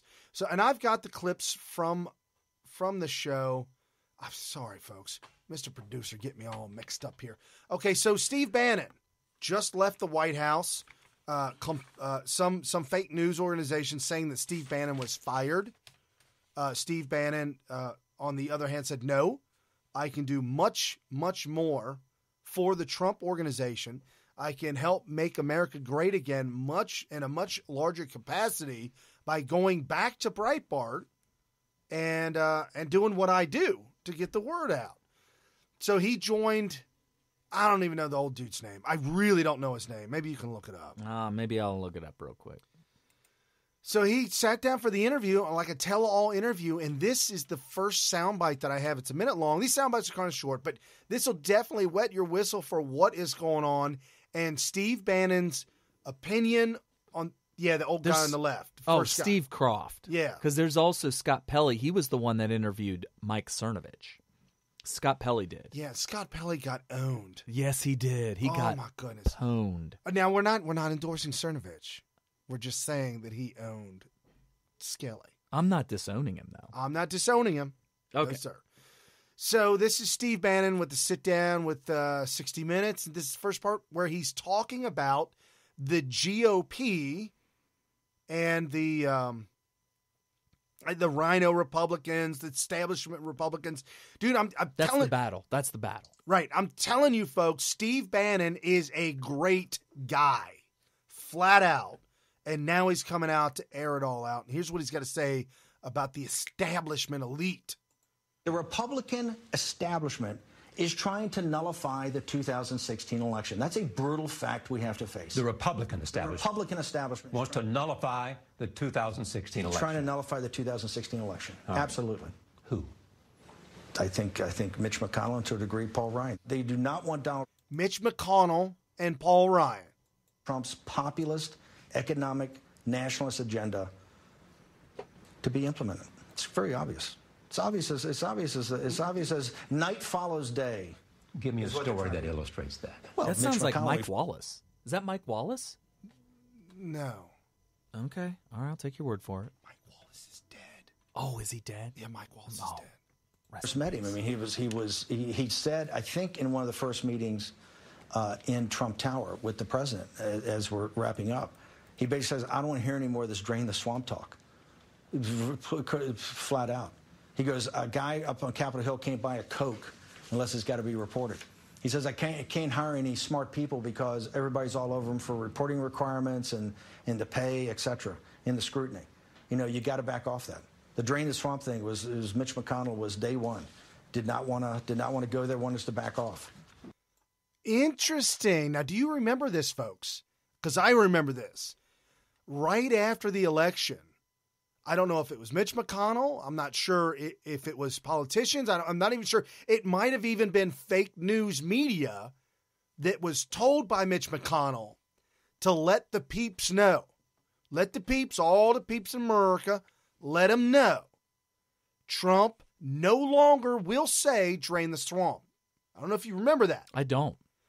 Trump immediately the next day said, oh no, drain the swamp is still on. Believe me, you. Good. I like to hear that because I think that's the biggest problem with the country today. And I don't know if we're ever going to right this ship until the swamp does get drained. And I don't know, at this point, I don't know why it hasn't happened or why we haven't seen some major headway in that direction. But at this point, I'm starting to wonder if it's even possible. What do you think about that, Brian? I mean, I hate to be pessimistic, but the fact that he hasn't made the kind of headway that I feel like should have been made at this point, it makes me wonder if it's just too powerful, too deep, and just maybe he's just not able to do it. I mean, I don't have a definitive answer on if he can drain the swamp. There are just so many people that are fighting him. The deep state, the shadow government, the video we played of the ex-CIA agent that talked about what was going on, what is real, all the money, the corruption, the laundering, whether it be through these huge corporations, all the politicians just fleecing America. How do you stop that? I really don't have the answer for that. Although Trump deregulation, Trump law and order candidate, Trump putting in place judges that will do the will of the people. That's a good start. I mean, that's something he can definitely do, which he's done so far. We are going to have to be at this. Folks, don't think that this is going to be an 8-year thing and it's done. After Trump, we're still going to need another Trump-like individual to continue to hack away. Yeah, and if I go back to like Chief Justice Roberts' decision to not rule Obamacare unconstitutional, it makes me wonder how much of the swamp the actual SCOTUS people, the people in the Supreme Court, are a part of. Ruth Bader Ginsburg. Oh, yeah. I mean, well, those, in a way, it's hard to separate your average liberal, Democrat, progressive is probably the best way to describe them, from the swamp. It all seems to be like a big corrupt cabal going on there. So if you have a progressive in the Supreme Court, almost by definition, they are a part of the swamp. But you have somebody like Chief Justice Roberts and a lot of these other rhinos, and you see the way that they behave, and it's kind of like, okay, I guess the deep state has gotten to those people, and we've had hours and hours and hours of Smith Radio devoted to explaining how it works, that it could be even a conservative.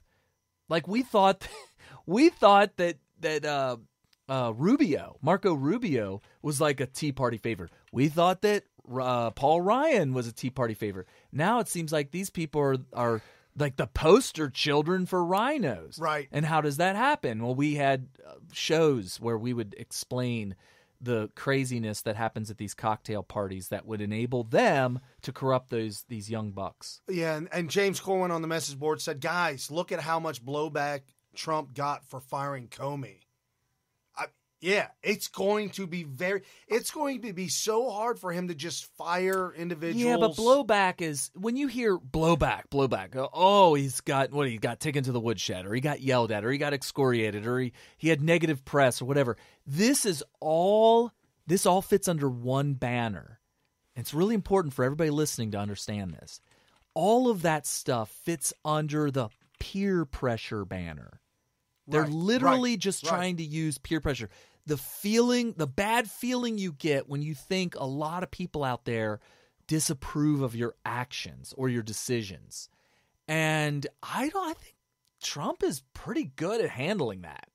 So that's the good news. Like he doesn't need somebody to tell him he's doing a good job. Right. He just intuitively knows it. Most great leaders, if you're a great leader, not just a good leader, but a great leader, you don't need nobody telling you you're doing good. You don't need that pat on the back. Right. Like if you get on, for those of you listening, I know there's a lot of you guys out there. I mean, I would have fit under this category. Imagine, I'm not like this anymore, but when I was younger, and maybe some people still to this day, and I know lots of people that I know are like this, what's the thing that keeps you from periscoping? Like your brother, what keeps him from periscoping? It's like there's this overwhelming pressure that's put on them that just flat out makes them say, you know what, I'm not going to do it. Right. And where does that come from? It's because they know that if somebody that they know, or even somebody, in a lot of cases, somebody that they don't even know, says something negative about them on the scope in the comments section, they get this overwhelming pressure to just run into a corner and hide and never come back. Right. And I know I would have been like that in my 20s and probably my 30s. And it wasn't until you get to a certain point where you're secure in your own skin and you're just immune. You start to realize, you know what? I don't care what anybody else thinks, but it takes a lot. I know it did for me. All this stuff where I'm in the public eye in the past year, and even, gosh, remember the first couple of episodes of Smith Radio we did? I was terrified. Dude, it was crazy. Terrified. Brian did a lot better. Brian was just like, all right, we're doing this. And I get in front of the mic like, is this thing on? You know, I'm like tapping on it. And then I sneak out the room to grab something. You remember that? Yeah, and I froze up. Well, because you were on a rant. I'm like, oh, he'll be good. He's on a rant. No, and as soon as Brian was my security blanket. Brian was my security blanket. Flat out. And so when he would walk out of the room to like whatever, get a drink or go to the bathroom, it's like, oh, I'm out here by myself. Because in the 4 years we've been doing this, we go 3 hours straight. We don't go any less. It's 3 straight hours. No commercials for any of you who think we do. We do not do commercials.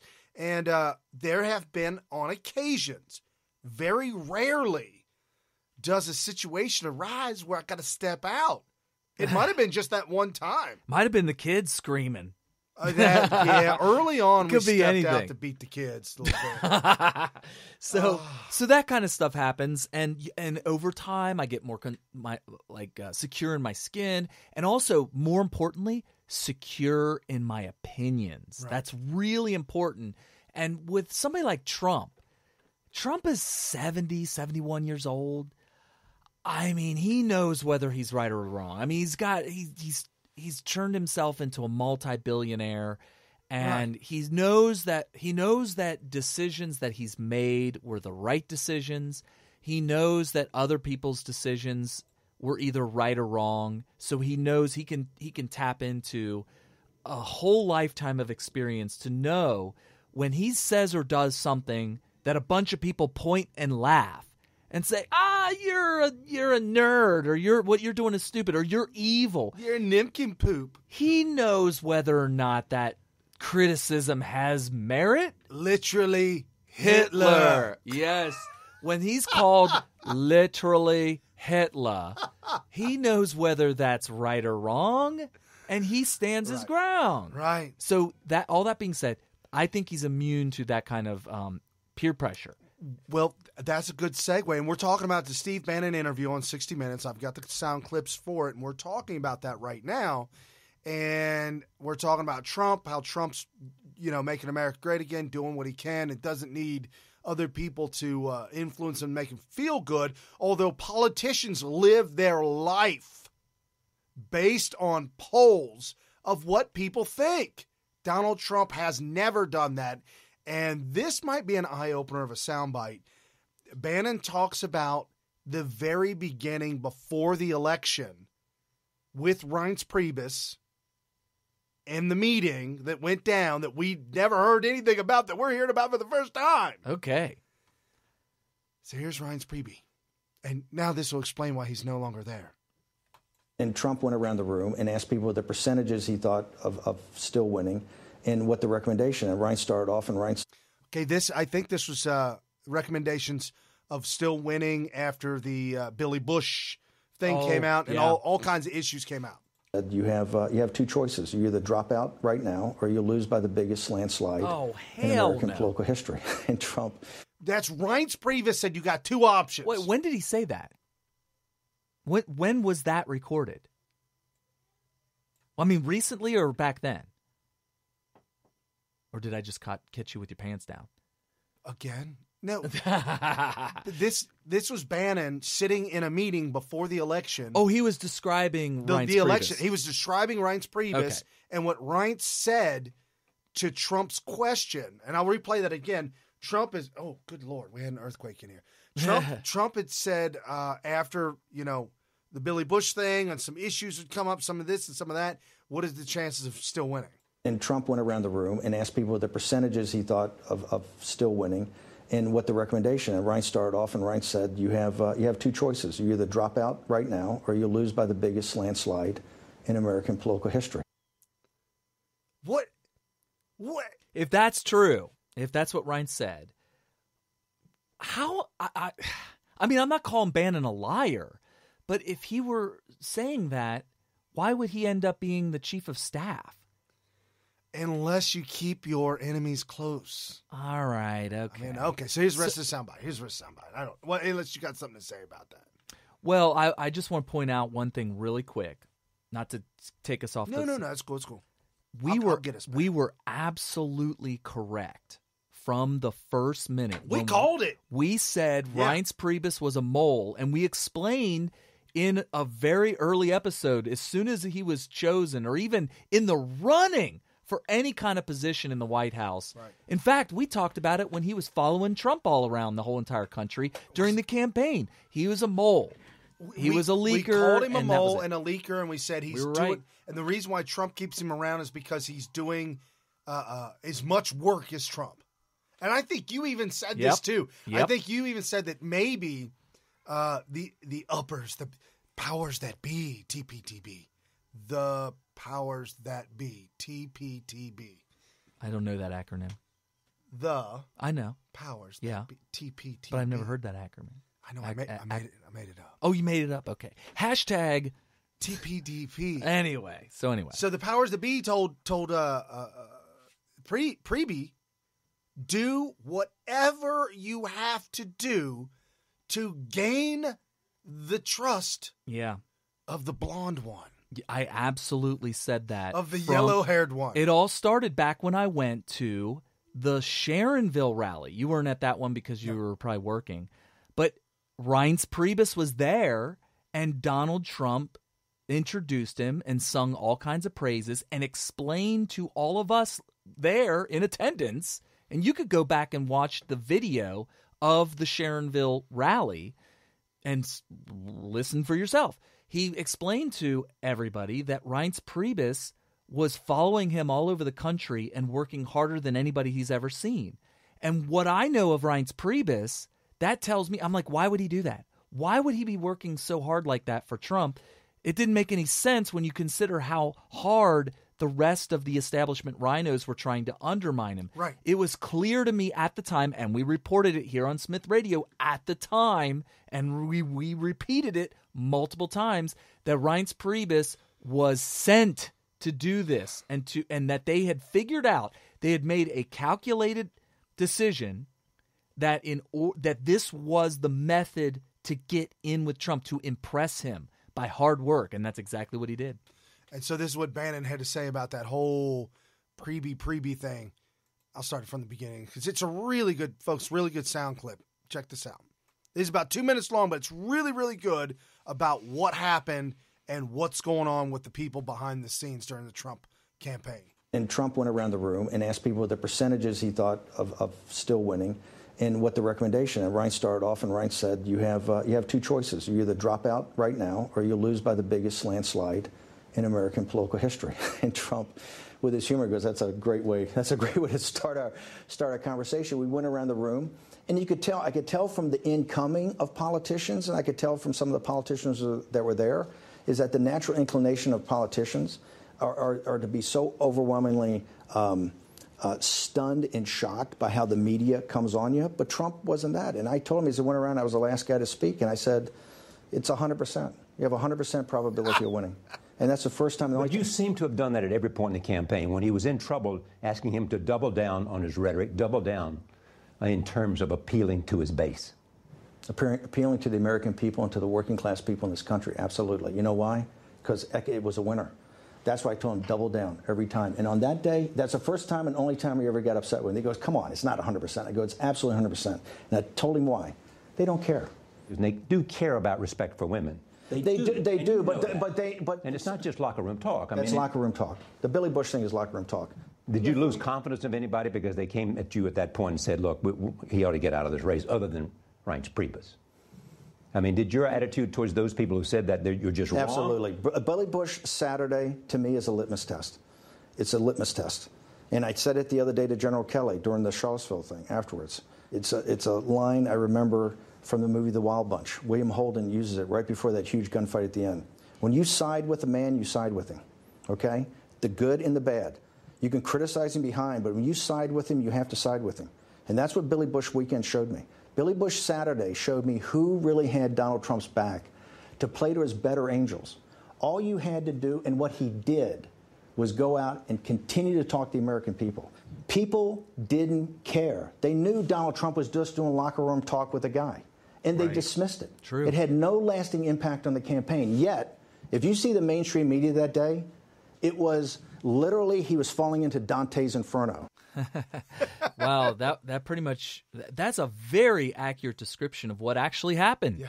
Very accurate. I mean, they didn't care because there were some people that were concerned, but those same people that were concerned, I distinctly remember this, they hoped that it didn't matter. And they said, you know what, there's so much on the line here. And it's so important that we have a guy like Donald Trump become president and be our president and save the country that I'm going to overlook it. But I don't think other people will, but I'm going to overlook it. That's what the biggest naysayers were saying.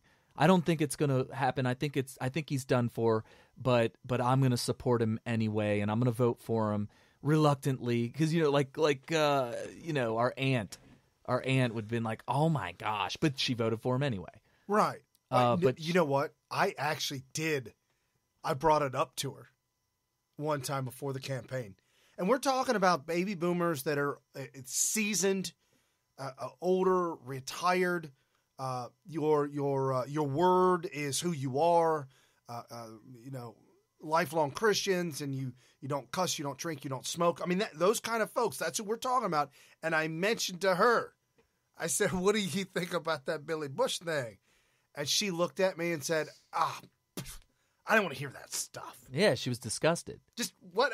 I don't need to hear that. Yeah, she doesn't even, she doesn't like it when we start venturing off into the double entendre. Right. And now my mom is a little bit more open-minded than that. And I mentioned something to her about that. I said, so what did you think? She said, oh, yeah. Guys talk like that all the time. Oh, yeah. I said, how do you know? Oh, I know. I've heard them. There were women coming out saying, well, you should hear how women talk when the guys aren't around. And I was like, really? Like, I didn't even believe it. I was like, come on. Apparently, you're forgetting my very close women who are close in our lives. Uh-huh. That you know very well. Uh-huh.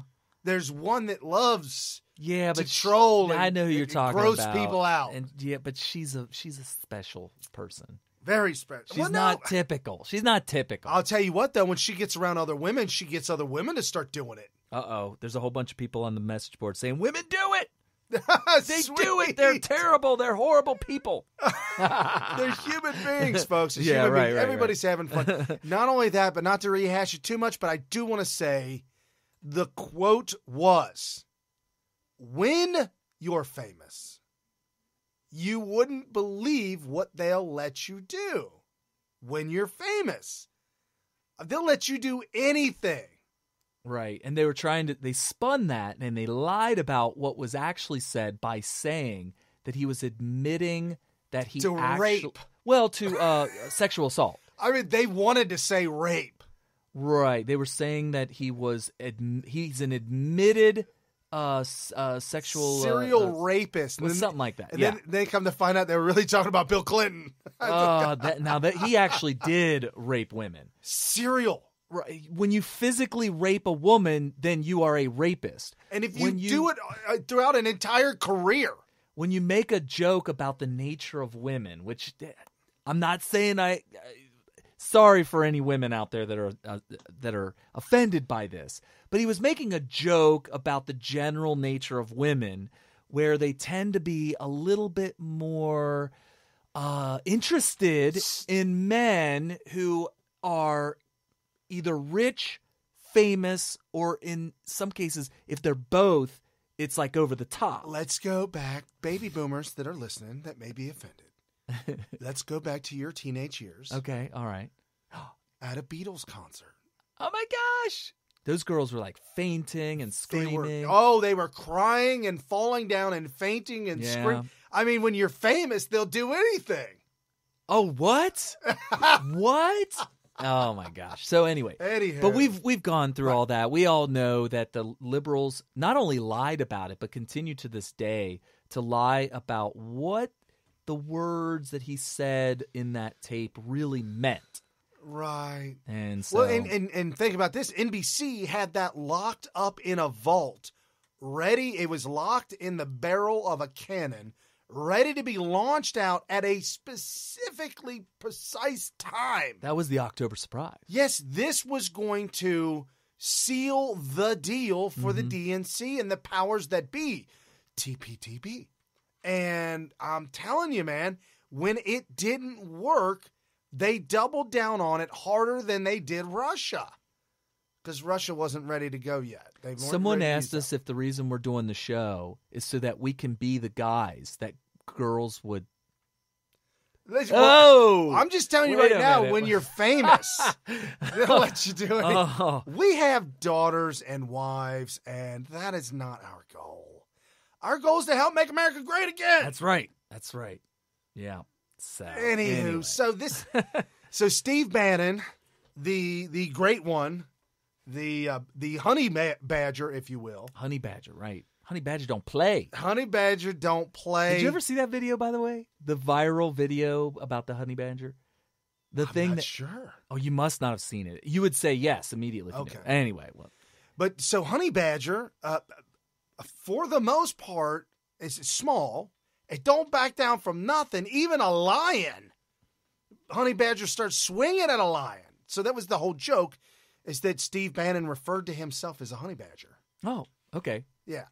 So I agree. He's a fighter. Did you know honey badgers can actually run backwards? Wow. Didn't know that. Like animals don't run backwards while looking forward. They turn around and run the other way. Right. Honey badger can run. My daughters are learning to run backwards or like walk backwards. Okay. Honey badger does it naturally. Natural. Yeah. It makes sense because when they're fighting the king cobras or whatever it is that they attack, when they get snapped on, they got to probably be able to back up very quickly. Honey badger, bitten by king cobra, venomous, poisonous, will kill you. Honey badger, take a nap, come back, and wake up. No fine. big deal. No big deal. Drinking poison from a king cobra in the morning, just to wake up. Honey badger, that'll wake you up. Oh my gosh! It's the last soundbite from Steve Bannon, and at the end of this clip, it gets silent. But listen very closely because it cuts back to studio, and these two ladies, and I use that term very broadly because I don't want to Are you assuming Yes. somebody's gender identity? I don't want to assume what they are. Oh, okay, gotcha. But listen to their words at the very end. But if you're going to break, then resign. If you're going to break with him, resign. The stuff that was leaked out that week by certain members of the White House I thought was unacceptable. If you find it unacceptable, you should resign. So who are you talking about? I'm talking about, obviously, about Gary Cohn and some other people. Gary Cohn. He's talking about Gary Cohn being a leak or having problems with Trump, disagreeing with Trump. Right. And who is Gary Cohn? Gary Cohn is the president of Goldman Sach and also chief economical strategist advisor for Trump. Okay. And apparently Gary has disagreements with Trump. Steve Bannon is saying, well, leaks, whatever it be, if you disagree with Trump, you're part of that group, then leave. If you got problems, leave. And he's telling Goldman Sachs, leave. I'll be honest with you, I don't like the fact that Goldman Sachs is in there, but it's out of my control. You don't like what he's doing, and you don't agree with it. You have an obligation to resign. So Gary Cohn should have resigned. Absolutely. I agree. Well, there you go. Boy, he is not afraid to call people out, Charles. Boy, he's not afraid to call people out. Okay. The women both look at each other and just jaw dropped. Now, they may be doing that on purpose. I mean, it sounds reasonable to me. I mean, I've never heard of a company being operated in a way where you have such a disagreement with your boss that you undermine the entire company? You would be fired. Well, I mean, the whole point is that's it's crazy. Could you imagine a company? And you know how it normally works. Normally works where you have these irreconcilable differences between you and your boss, and then you resign. That's how it almost always happens. Right. But the way it's working in the government, it would be equivalent to deciding that you are going to destroy your boss, even at the expense of the company, because you have disagreements with him. And I cannot wrap my head around that. That's already crazy enough to do that in a business setting. Right. But to do it in the government setting seems like complete treason. Seems like treason to me. Or you're undermining your own country. I mean, it's at least unpatriotic. Right. Well, there was a company I worked for in the past. I worked for many of them. One where the head boss was an insane OCD micromanaging Nazi. But I don't know if he didn't like Was he Jews or not. literally Hitler or just a Nazi? Was Just he like a an Nazi. underling? Okay. Yeah, just an underling, but completely I swear to you, OCD. Just he couldn't shut up, and he couldn't stop. He couldn't help, and he was the big boss. And then there was a guy on the floor, shop floor, and then there were other bosses underneath him. Well, the guy on the shop floor, they couldn't get anyone to take that job. Okay. Because once they did, then he would OCD go postal on that guy for not doing exactly what he says. And if you did do exactly what he said, then he would change his mind. He would be like, no, that's not what I said. But you can say that. He was automatically being oppositional, I guess is maybe the word. His everything. If you sat down and had a conversation with him about fishing, because he loved fishing, he was an idiot, or alcohol, because that's all he did was drink alcohol all day night. No, he said he's an expert in alcohol. He told us as we were leaving one of the last few days, he said, I went to my doctor for a checkup, and the doctor said, how much do you drink? And I looked at him and told him, I said, as much as I can. And he's telling us this. And he said, the doctor said, no, seriously, on a daily, weekly basis, how much do you consume? Like 1 beer, 2 beer, 3 beer? No. I get off work. I attempt to drink as much as possible until I got to go back to work. Oh my God. He's telling us this. I've actually known a couple people like that. And yeah, he's admitting this. But most of them try to hide it. They're kind of embarrassed by it. This guy, no. So my whole point of this is that the middleman, which would be Gary Cohn, the guy in between the boss and the workers, the go-between guy, was always fired. Or if he wasn't fired immediately, would cuss the boss out and walk out with no qualms. Go to hell. I'm out of here, and walk out. Okay, now let's look at Gary Cohn. In the White House with Trump, massive disagreements with his boss, yet it's Trump's fault. It's the boss's fault. How are we at a point in time to where the media and the employees are getting together and blaming the boss for nobody working with him and his plan? I hired you to do a job.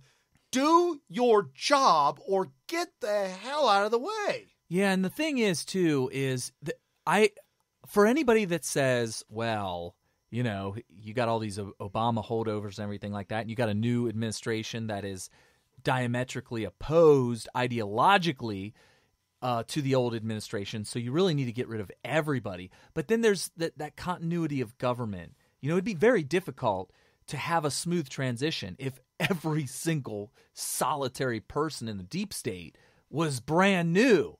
It would almost be like learning how to do government from scratch. So that's why it's important to have a certain amount of deep state holdovers that could at least be nonpartisan enough to just be like, okay, well, this is how it works and all this kind of stuff. And maybe even stay on if they can keep the politics out of it. Right. But I'll tell you what, I think a case can be made using the transition of Donald Trump's administration that in the future, we just got to wipe it clean, even at the expense of some really scary stuff that could happen. And we know a close friend of ours that does work. I mean, for the most part, has been in a government position for a little over a decade and even past experience working with the government. And this individual that has talked to us extensively, and you're talking about truth teller, I mean, definitely very, very truthful, but has talked to us throughout the years extensively on all the training involved, the hundreds of thousands of dollars, it seems like, of training and specific knowledge-based training, every day training more and more and more and more and more.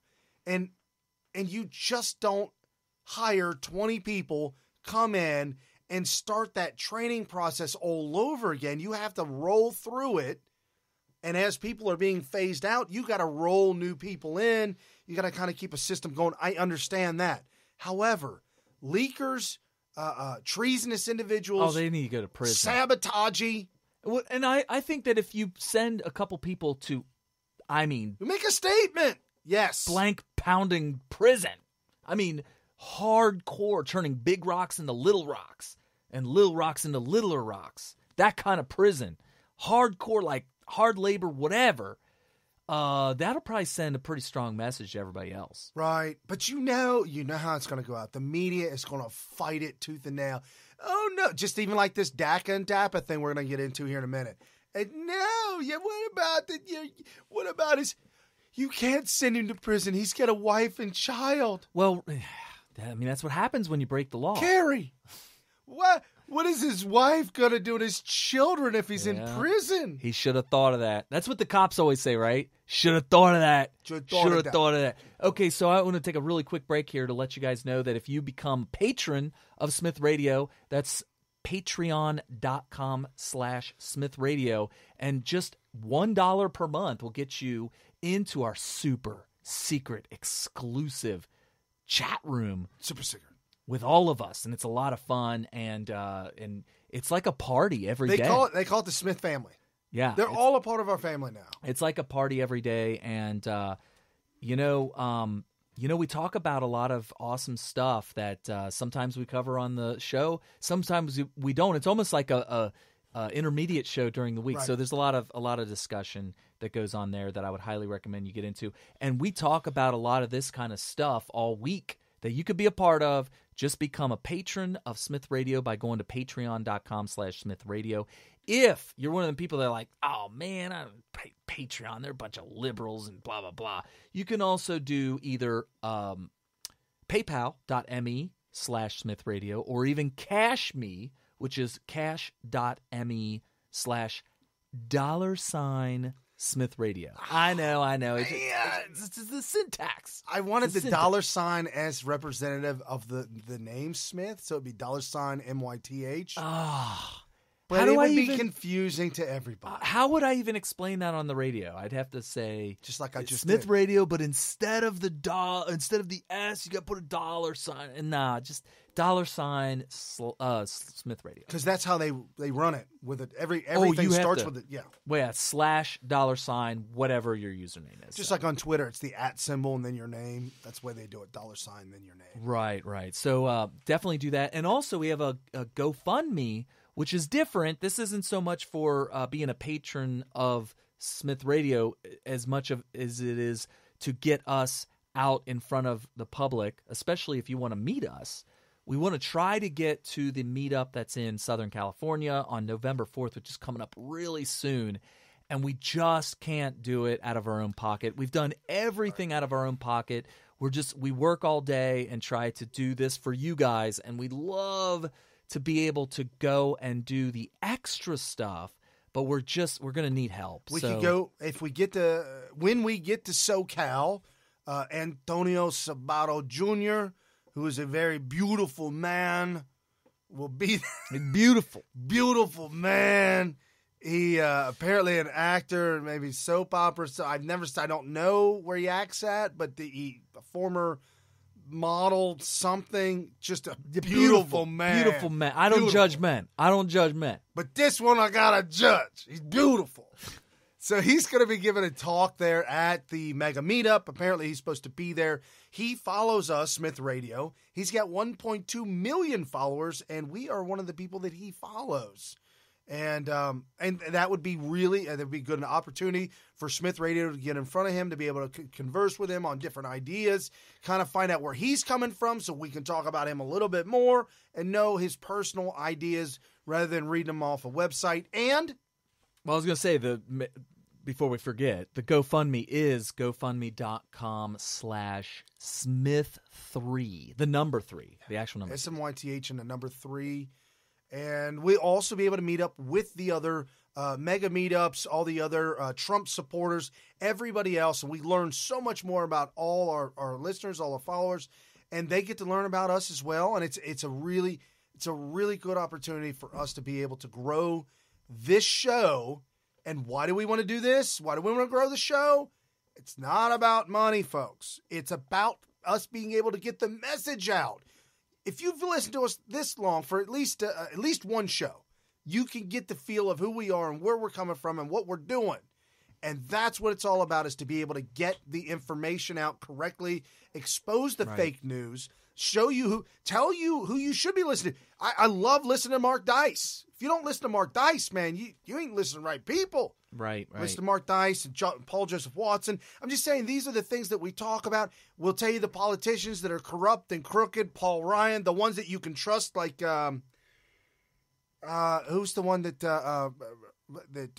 Rand Paul threw under the table? Oh, that's Matt Bevin. Matt Bevin. He's the governor of Kentucky now, but he was running for senator against Senator McConnell, and he did not get the endorsement of Rand Paul. And I do believe to this day, Rand Paul has suffered a tremendous political price for that. He soiled himself.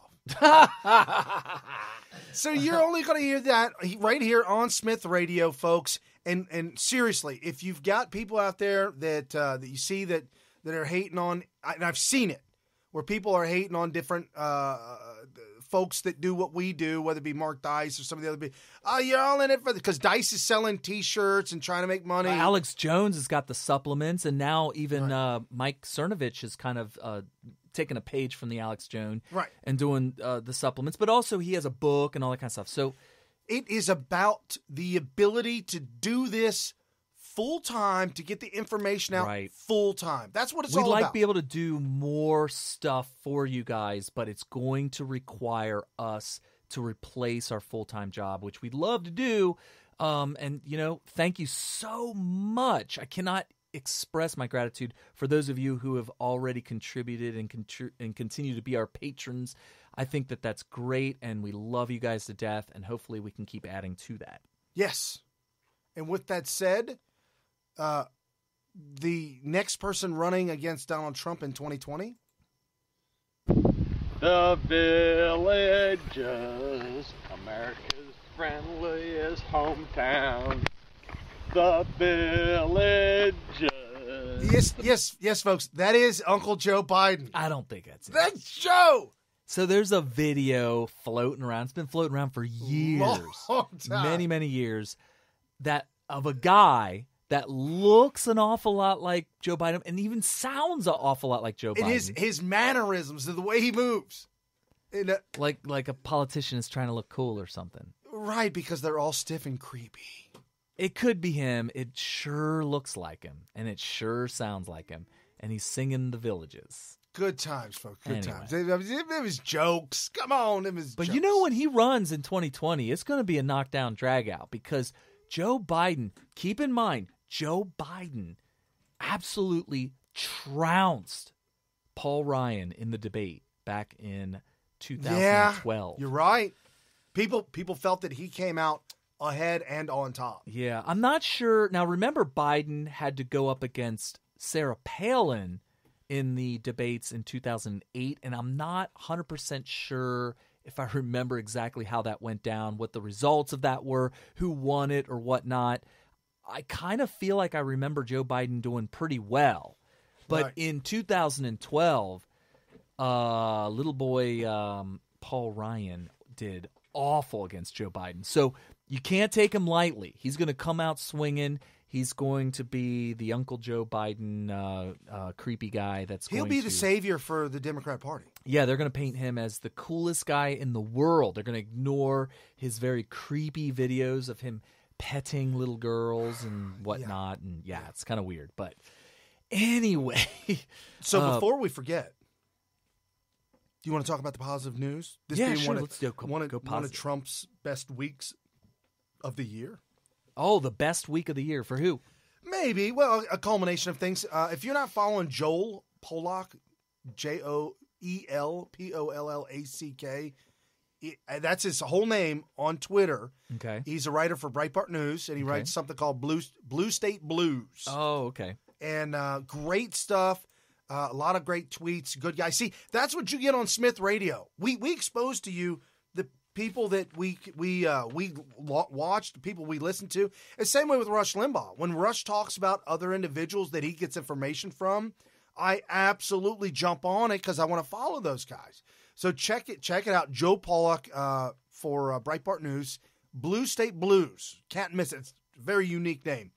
He wrote early this week, somewhere around Wednesday, Thursday, he said, for a short week wrap up, because we were butt up against Labor Day weekend, so everybody started to work on Tuesday, and then the Hurricane Irma took over and was really, when the hurricane didn't take over, but the media took over. Right. On Thursday. So we really had a very, very short week. These are the things that you missed. Not because it's your fault. It's because the media doesn't want you to hear it. Oh, they are. It's like a media blackout. Right. So this is from Blue State Blues. Joe Pollack. He writes, when Donald Trump rescinded the DACA, Childhood Arrivals Program, and invited Congress to replace it, Trump returned legislative power to its rightful branch. We will expand on that a little bit more here after I get done with this. And when he struck a surprise deal with the Democrats to lift the debt ceiling until December, he restored, however briefly, the basic necessity of our system to function. He also has caused illegal immigration to be cut by 66+%. Donald Trump has installed Neil Gorsuch as Supreme Court Justice, overturning excessive regulations. And we've talked about that before. Donald Trump has literally taken a blowtorch and cut huge gaping holes into the regulation systems and removed them. Don't forget about this, folks. He literally withdrew us from the Paris Climate Accords that Obama signed us up for. That's a big one. Yes. I'm surprised there was not more meltdowns over that. I mean, there were at the time. When the reason why we had to get out of that, when we looked into it, would be that NATO would actually have a part in our government. That's not good. That's foreign giving entities, away our sovereignty. Yeah, foreign that's not entities having a say in our lifestyle in America. Dude, if you would talk about blue hats walking up and down the street, I would laugh at them. But if we were in the Paris Climate Accord, you couldn't. You'd be arrested and taken to the government. I'd probably tell them to get the hell out of my country. Better be careful. Well, maybe I'd say thanks for offering your help, but get out. Shug it. Anyway, they do the WWE sign. Oh yeah. Mm-hmm. Anyway, so Paris Climate Accord got out of that, which was huge. And this federal response that he did for Hurricane Harvey. You want to know why they're not talking about Hurricane Harvey anymore? Other than the fact that Irma is here. The reason why they shifted gears so fast, on top of the fact that Irma is here, is that them trying to plant Hurricane Katrina, which was trending at one time on Twitter. For them to say that this was Trump's Hurricane Katrina, they were shocked that it didn't work and that it didn't stick. They were shocked. They don't understand it. They don't get it. And here's why they don't get it. They don't get it because they're used to dealing with politicians and they're used to dealing with business owners that they could pay off. Trump can't be bought. That's flat out first and foremost. Secondly, Trump is a great, incredible delegator of jobs. He's a great leader. How do you think he got to be a billionaire with all these different businesses, all these different corporations, all these divisions, all these credit lines of credit and this and that and everything he's had? How do you think that gets done? Successfully. Delegation of authority. Well, I mean, that's the thing that worries some of the people that think that he's surrounding himself with globalists. It's a little bit of a concern for people. If they think that he can only get things done properly by delegating authority, he should have the right people to delegate the authority to. Or is he a one-man army? No. Obama attempted to be a one-man army, and that's why nothing got done. Yeah. And the things that did get done that were nefarious were done by other people that were nefarious like him. See, Trump brings to the table, in my opinion, a different element to where people, if they had a nefarious agenda, may think twice and may cover their tracks a little better or may not do what they wanted to originally do. I'm just saying there's some things that Trump brings to the table that are inherent that you already know when he shows up. You just know. You know what I'm saying? It's like the Queen of England that had what was the one that always had the purses? Oh, she always had purses. One that was hanging out with Ronald Reagan. Oh, my goodness, gonna kill me. Queen Elizabeth? Okay, fair enough. Or are you talking about? Oh, you're talking about Margaret Thatcher. Yeah, Thatcher. She's not the queen. She's the prime minister. See, I don't know their system. I don't know what we don't need to know their system. No, but the story that I got that Anthony Robbins talks about in leadership is that she got her purse in on the table before the other delegates or before the other politicians, the peeps, arrived. And so as they came into the office for this big giant political meeting, they all sat around the table and treated the handbag as if it was her. Oh, that's hilarious. Yes. Because when you see that, you see her. Oh, my God. Just like Abraham Lincoln with the top hat. He could have laid that top hat on the table and people would have looked at it if they were looking at him. That's kind of strange. That's strange, but if it works, it works. Right. So when Trump shows up and you see, the yellow hair and the is he going to bring a wig with him so he could set it down? Well, he brings his daughter and sits in on things. And when they look at her, they absolutely respect her as if it was him. Right. It's kind of interesting. And by the way, our media makes fun of it. Right. Her sitting in on these meetings like this and whatnots, when he steps out of a international meeting and she sits in, that's normal. It happens all the time. to where if a king or a queen or somebody would get up and walk out, their underlings would come in and sit down and fill the seat and be representative. So don't think that's not uncommon. So here's the thing that we're back to Blue State Blues. He writes, he says that big Fed response to Hurricane Harvey, better management of a hurricane or a crisis than the last two presidents of 16 years. True that. Amidst all the worry about how divided the country is, a new feeling is beginning to emerge, a sense of a society and a government that are actually working. Some of that is due simply to the resilience and the decency of ordinary Americans on full display in Texas. But some of that is because of Trump. How ironic that the great disruptor of our political system is turning out to be the great leader who is restoring it. And soon, public faith in it as well. So that's Joel Pollack who wrote that from Breitbart? Is that what? Yep, Breitbart News. Writes for, been with Breitbart. So it's interesting. I like that he calls him the great disruptor, and he turns out to be the great leader who's restoring it. In a way, I look at those words very, very specifically. He's disrupting the establishment. The business as usual. Those people are different than those he's rallying together to restore it. So that's how I look at it, and I think that's a great way of saying it without saying it. You know what I mean? Right. He calls it like a this ironic juxtaposition of disrupting and bringing together. But in reality, it's two separate entities. Right. Those establishment people are not part of the people that he's rallying together to restore it. No. And the ones that are rallying together to restore it are glad that he disrupted the business as usual establishment types that are just, they become this ruling elite. Yeah. And it needs to be disrupted. And I'm so glad everybody listening right now is probably glad that is happening because it's saving America. Absolutely. And there's a man by the name of Harlan Z. Hill. Mm-hmm. I don't know if you've ever seen him. He's very active on Twitter.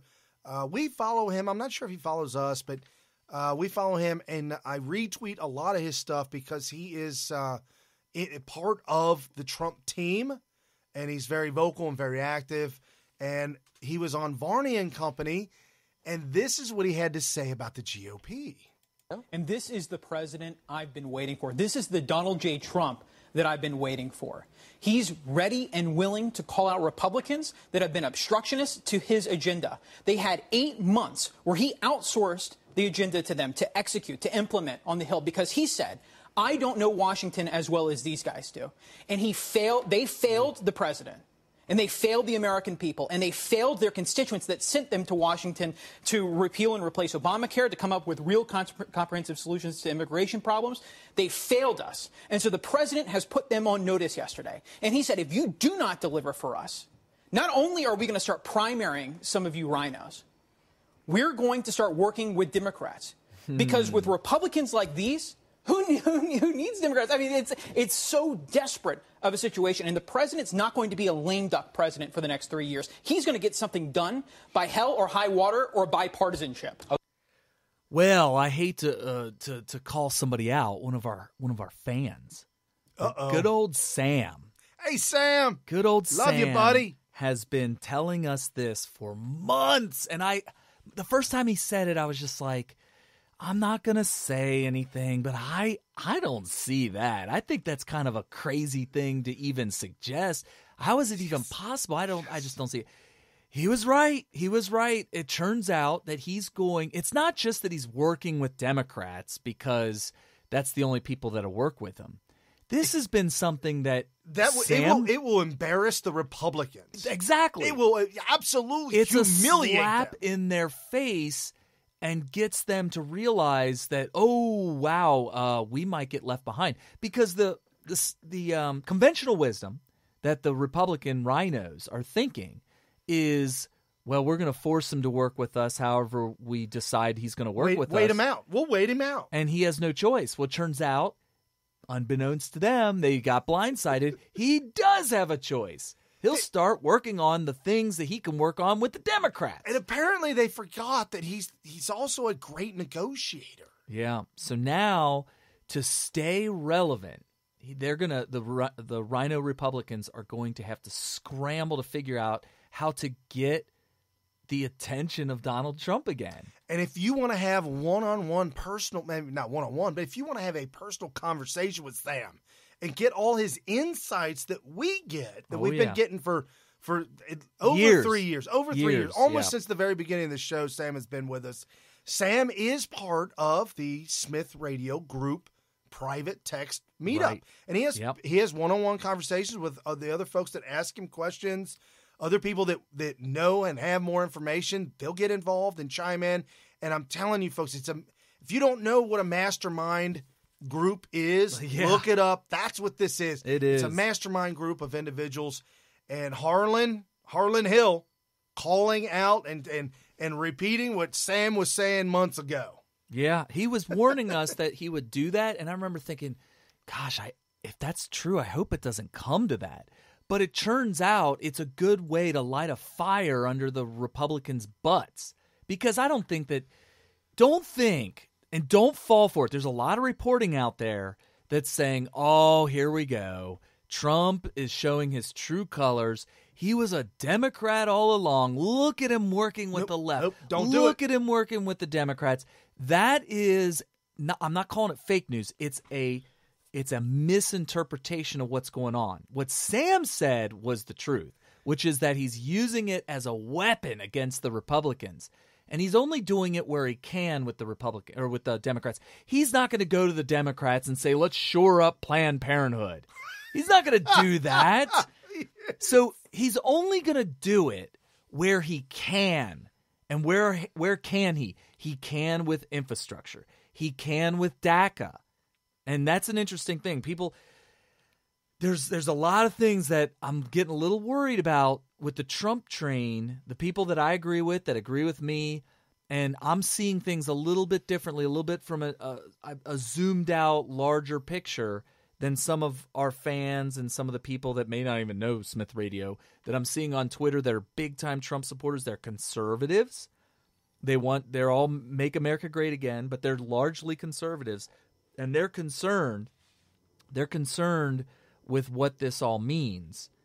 And I'm going to assure you that this is not a shift to the left at all. It's not. Politico or CNN, some fake news network, a picture of Donald Trump like in the Trump somewhere inside a building somewhere, covered up by obscure objects. And the picture was taken from the outside window, looking in the window, and they could barely make out the image of Chuck U. Schumer and Donald Trump. Oh yeah, and Chuck U. had a smile on his face. Mm-hmm. Right, and the caption was, "Look, Trump actually does work with the Democrats." Right. You got to understand that he's only going to work with them on these specific issues. But the DACA thing, are we going to talk about? That's obviously a big, big thing, and we're down to half hour left. And DACA, here's the thing you need to know about DACA. It's the DREAM Act. Yeah, DREAM Act. It's and that was what was based on the Blue State Blues. You have it right under, or maybe it's different. You had that right underneath DACA. Sorry about that. No, he did. Yeah, if you jump up, but okay. Yeah, Blue State Blues talked about the child deferred action for childhood arrivals. That's DACA, and DAPA is deferred action for parental arrivals. The parents of American citizens. So if they have, we've called them anchor babies. Right. So they come in, they're illegal, they have a child, and because that child is American, they had action against them deferred. Right. So there's a lot of nuances on this. If you guys have been listening to my scopes this week, I've kind of gone back and forth on whether or not it's legal for the executive branch to decide not to enforce laws that the legislative branch makes.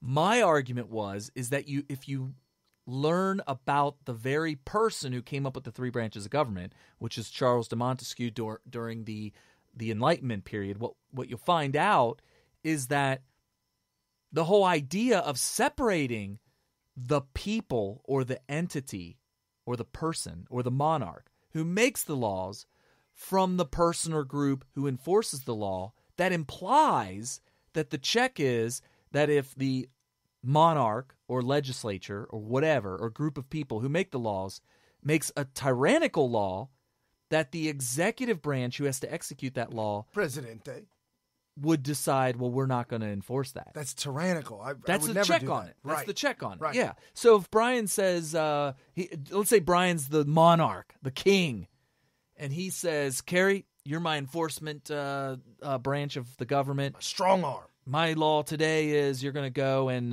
exterminate all the Jews. Got to put them in the gas chamber. Got to. I would then, and he writes this down. This is a law he writes. I would then say, because we're separate, we're totally separate. I'm supposed to enforce the laws that you make, but we're separate. We're not the same entity or anything like that. I'm going to go ahead and ignore that. Oh, man, and if come there's on. true separation of power, then Brian wouldn't be able to do anything to me for ignoring that law. Right. And because he is not allowed to enforce the law himself, the Jews would be safe. Correct. From extermination if Correct. he came up with that kind of law. That's just an example. So that was the idea of the separation between the legislature and the executive. But there's all these people that are saying, well, DACA is illegal, it's unconstitutional. And I said, well, show me in the Constitution where the executive branch must enforce all laws. And then finally, after several days of asking a ton of people, Brian finally comes to us with the Judge Napolitano. Just take care. The Take Care Act. Or I'm sorry, Take Care Clause. Take Care Clause. There is in the executive, it'd be the Article 2. Yeah. Article 2 of the Constitution and pretty much tells you what the executive branch is and what their duties are. The Take Care Clause, and if you're listening to this not live, you can go ahead and stop, press pause real quick. Go ahead and Google it. Sure enough, it says that the executive branch must take care to faithfully execute the laws that are written by the legislative branch. That actually is a clause that ties the executive branch and the legislative branch closer together than what was originally intended by the Enlightenment thinkers who came up with it. That's for sure. So then that leaves the judicial branch to have to break it up. Break it up, guys. So if Brian writes a law that says exterminate all the Jews, and I'm the executive branch and I have to enforce that, an argument could be made, whoa, Carrie, you can't ignore that. The Take Care Clause says you must take care to faithfully execute the law. And then Carrie would come back and say, well, here's also another part of the Constitution that says that you can't start killing people. Well, yeah, there's a lot more nuance to it than what I'm just using a really. I wouldn't too. I'm using an obvious example of a tyrannical law. Well, here's something else though. I agreed with you at the beginning of the week until the Take Care Clause came out. Hold on, I still agree with you though that it isn't necessarily unconstitutional for Obama to write executive order. He claimed that he wanted Congress and the Senate and the Congress to work with him on the immigrants coming to America. And since they wouldn't, and I've got to believe that they wouldn't. That who wouldn't? Paul Ryan, the House, the Senate, the Republicans. They wouldn't make a law. They wouldn't do anything. They barely do anything now. Yeah, that was the DREAM Act, right? They were trying to get the DREAM Act passed through the Congress. And they wouldn't do it. Right. So with a pen and a phone. What did he do, text it? Obama, that's what he said. He said with a pen and a phone. Okay. Might have been the stylus pen. Okay. On his stylus. On his stupid BlackBerry that's not a smartphone because it has a touchscreen and a keyboard. Yeah, that's pretty dumb. It's called a dumb phone. That dumb phone. So technically, Obama doing what he did was legit. However, it violated the Take Care Clause. However, it needed to be ruled on in court. Well, let me throw an example out that there's lots of laws that the executive branch at all levels has a lot of leeway on. I'll give you an example. if a cop or an FBI agent or any kind of agent whose job it is to enforce the law sees somebody a block away jaywalking, and there is a law that prohibits jaywalking, right? For him to just say, whatever, I'm not going to go after that guy, is that he's not breaking the law by just letting that pass. Right. And so that's an example of a lot of discretion. There's a lot of discretion that's allowed by the executive branch. But here's another example. What DACA basically is an executive order stating that we are not going to enforce this portion of the immigration law. Right. How is that different? Current law. How is that different from Trump writing an executive order stating that we are not going to collect all the taxes and fees required by people not signing up for Obamacare? Obamacare is the law of the land. It's the exact same thing. Exact same thing. Okay. However, the only difference is that the Republicans took the DACA and the DAPA to court. Yeah, that's a big one. And a judge, just like the Supreme Court justice, ruled gay marriage is marriage, and they redefined the word marriage. We say what they did was unconstitutional outside the scope of that law, but they did it anyway, so it is law now. We can't undo it. This judge said that what Obama did is illegal and violates the Constitution. The fact the judge said that now makes the fact that he said that and ruled on it makes it unconstitutional. It was then taken to the Supreme Court for the Supreme Court to say whether that judge was for real or not, and at a 4-4 decision. Scalia was part of it, though, wasn't he? If it was 5-4. It was a 4-4 decision. I thought Scalia was in there. They were tied and said, "Nah, we ain't even gonna look at it, dog." Well, which then reverts it back to the original judge. Yeah, if it ties up, just for those, a little civics class for you, if it ties up at the Supreme Court, then the next lowest court's ruling stands. So it stood because the judge ruled it unconstitutional. It stood there. Now, let's rewind. Once that happened, Obama, imagine this. I know it's very difficult and it's hard. I don't want to do it. When Obama was president, Paul Ryan went on Sean Hannity's show begging for us to give him the Senate and the House because they needed it all. Okay. And this is what he was talking about when Sean Hannity asked him about this Obamacare or the Obamacare. Asked him about the DACA, the DREAM Act, and what's going on and how is this getting to be done. This is what Paul Rhino said back in the day. If the president follows through on his threat for executive amnesty, what do you have in terms of tools at your disposal to stop him from doing that?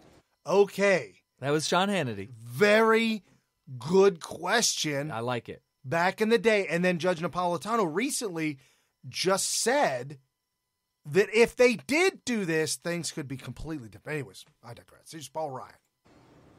Well, first of all, it's unconstitutional. So we're already going through the court system on other unconstitutional executive orders that he has worked on, and we would add this to the pile. Second, he's not making a good case there. Not only that, but I don't ever remember any of that happening. But okay. No, it didn't happen. Pie in the sky, my man. Of all, if we can get the power of the purse, we will explore every option we can to. If we can get the power of the purse, meaning if you elect us to take over the House, the Senate. The Senate has the power of the purse. Because we had the House, right? But we did not have Senate. Senate has the power of the purse. The House has the purse. I thought so, but I thought, does it have to also go through Senate? Whatever it was, they wanted more power. Yeah, and that's what he's saying right here in this clip. Exercise that power of the purse to get this executive to honor the Constitution. If he were to do something like that, by the way, he will put millions of people in legal limbo, poison the well for Congress, and do something that's so blatantly unconstitutional. And so, we are telling the administration, don't even think about doing this. You really don't doubt it. Is this not so hysterical, laughing at this joker? It's so sad. He literally says we have no teeth whatsoever, and we're wearing a muzzle. Congress. I have little doubt that he'll do it. Well, I don't know the answer to that question. We'll find out. But if he does do that, it's not constitutional. It's going around Congress. If you want to change a law, then go to Congress and work with Congress to change the law. You can't unilaterally write a law as the executive. Well, he's done it on healthcare. He's done it on immigration. He's done it on welfare. Did it with the National Labor Relations Board appointments. He's done it more than a few times. It's one of the reasons why we're taking him to court as well. This is why the House of Representatives have voted to take him to court to litigate that. But more importantly, because we don't have the Senate, we don't have the power of the purse, we would like to be able to exercise the power of the purse more effectively. So he wants and the if we get the Senate. Senate, we can do that.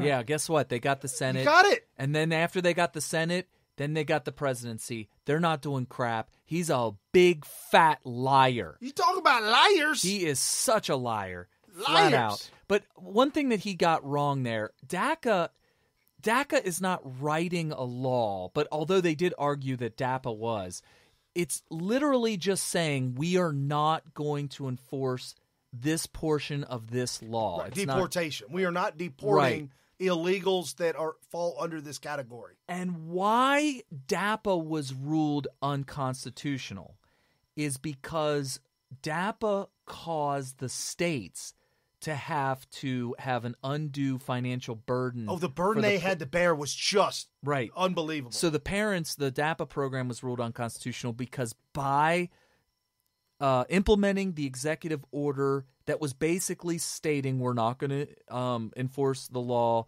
in this circumstance, so that should be allowed. It had a de facto effect of forcing states to pay for a bunch of stuff that they otherwise wouldn't have, and that was the rationale. It was threading a needle. Right. They threaded a needle, but they figured out that was the best way to rule it unconstitutional, and so it was. Right, and they wrapped that up very nice and tightly.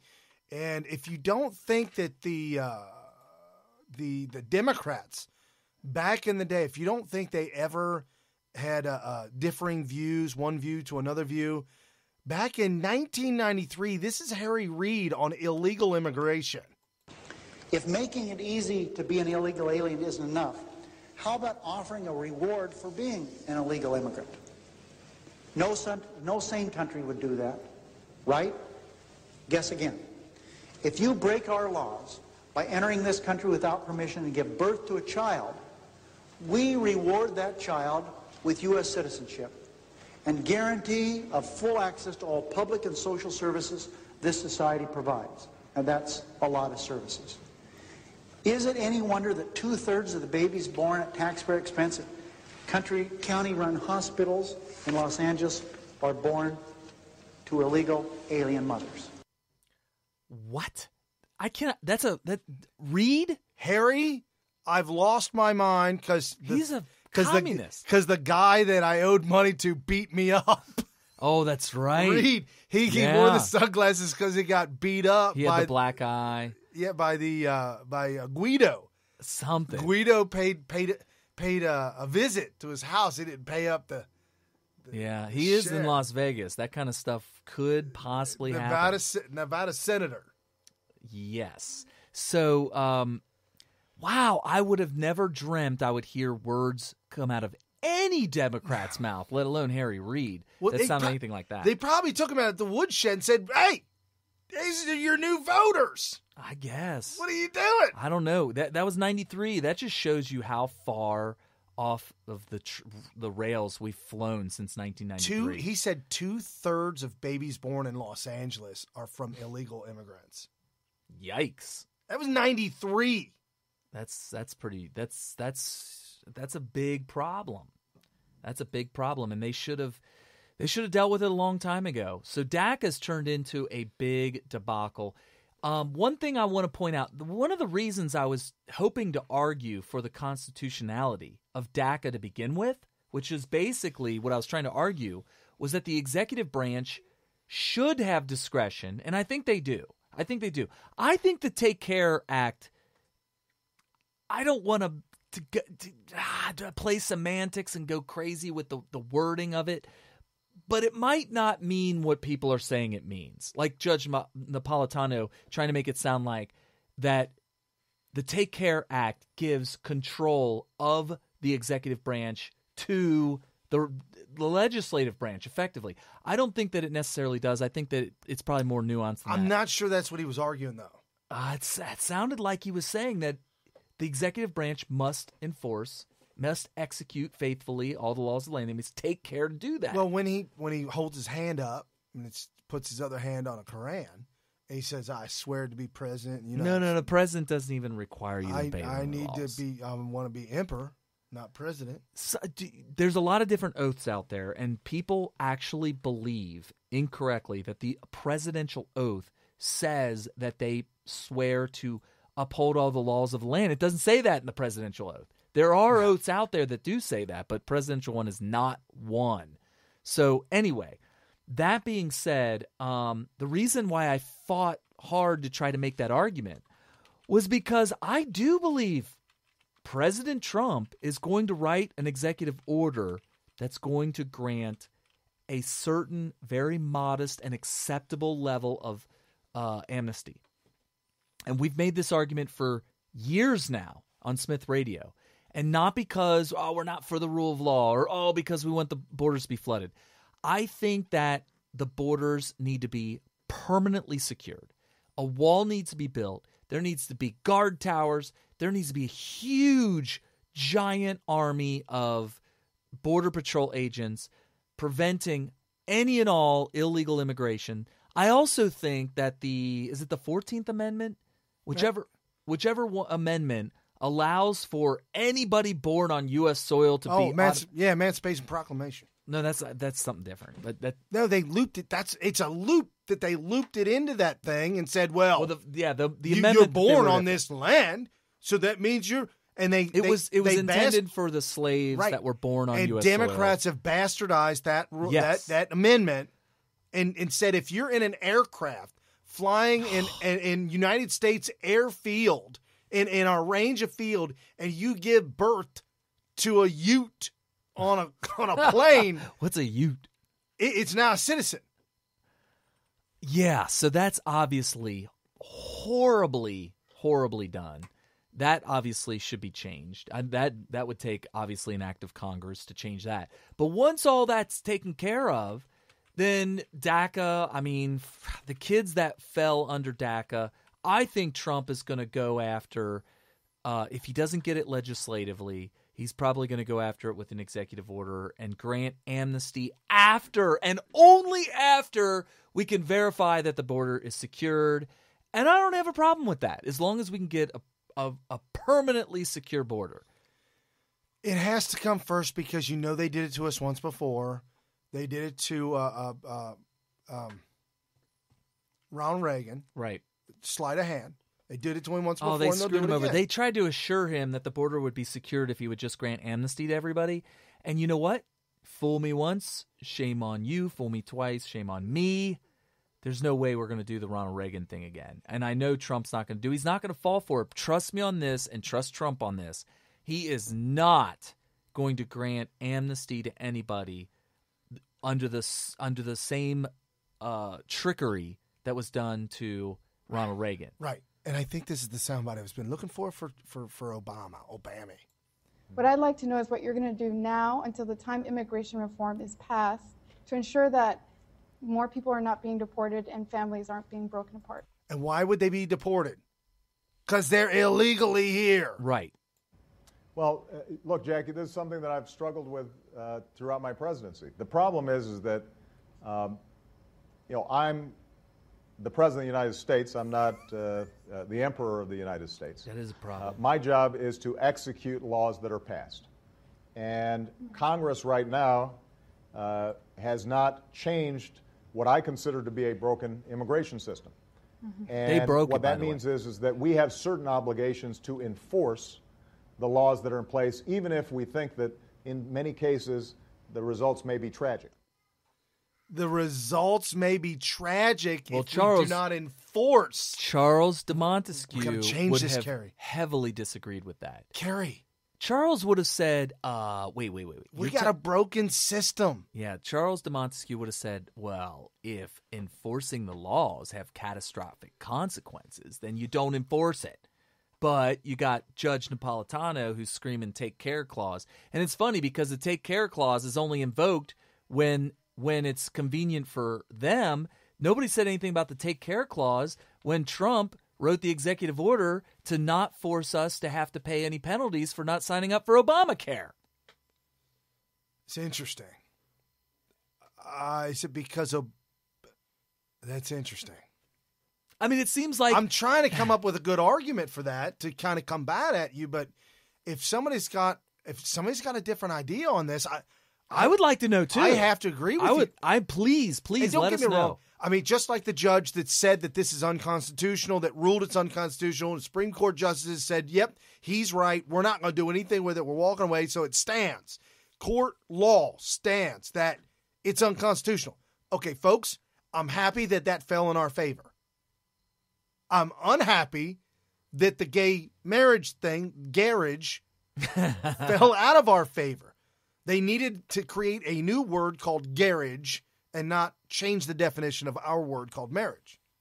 What do you mean by our? Us straight folk? I think that probably marriage should be taken out. Heterosexual. Yes! It should be taken out of government completely. There was a separation of church and state. There was a woman that we go to this small group, the small church group during the week. And at the small church group, she's 79 and her new husband is 59 or 69, something like that. And they've been best friends for 10 years. He got divorced and her husband died. And so they've been best friends for a long time.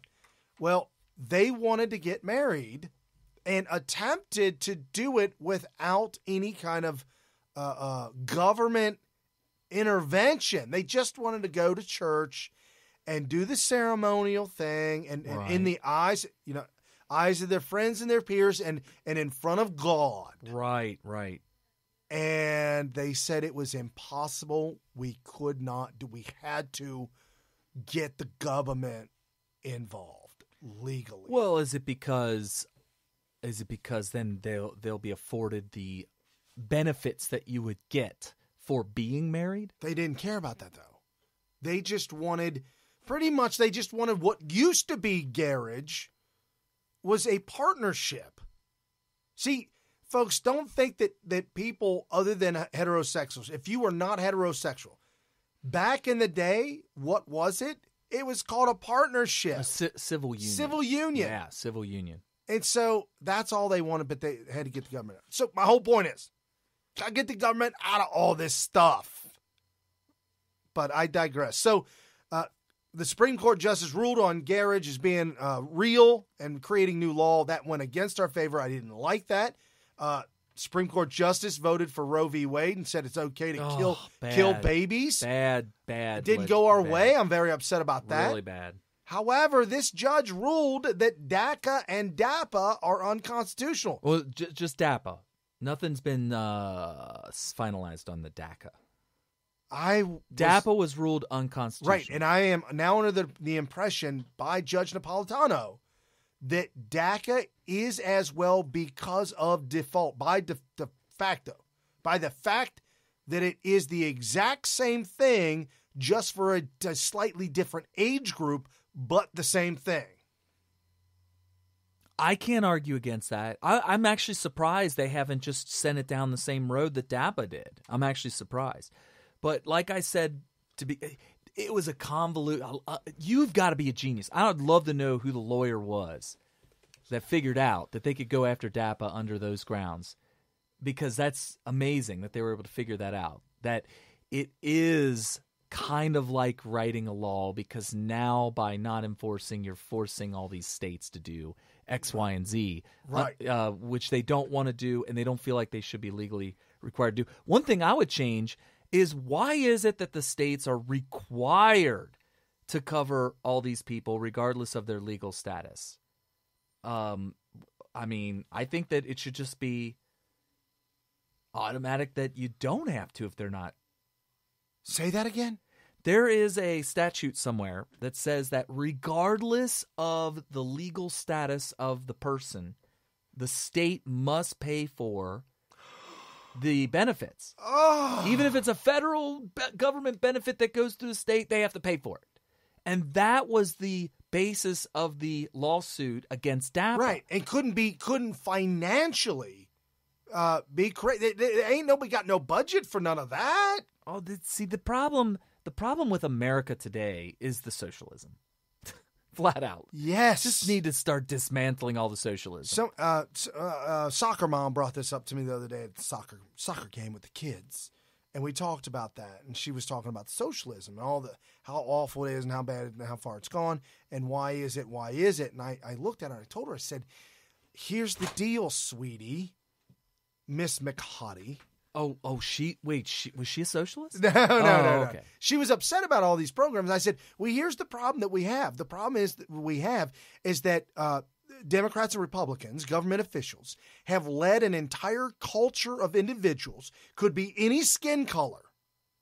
This is not isolated to skin color. This is isolated to ideology and generational. So if an entire generation is under the belief and under the idea that they'll never be wealthy and famous, not necessarily unless they win a lottery ticket, play basketball, football, baseball, famous athlete, or singing, dancing, or whatever, if you're not going to be that, then you will have to reside to agreeing to just understanding that this is all you're going to get and this is all you're going to meet, but we'll make you comfortable.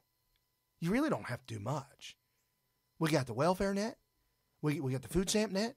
We got all this set up for you. It's not even a safety net. It's just like a mediocre lifestyle that if you do nefarious things on the side to make extra money, you can have a pretty well-off lifestyle. Brand new cars and Mercedes and Cadillacs and iPhones and living in apartments, condos, whatever you want. I personally know, no names. We do not do names here on Smith Radio, but I personally know an individual, minimum wage in California. When I say minimum wage, like $12, $13 an hour in California, approved for a house for $300,000. How'd that happen?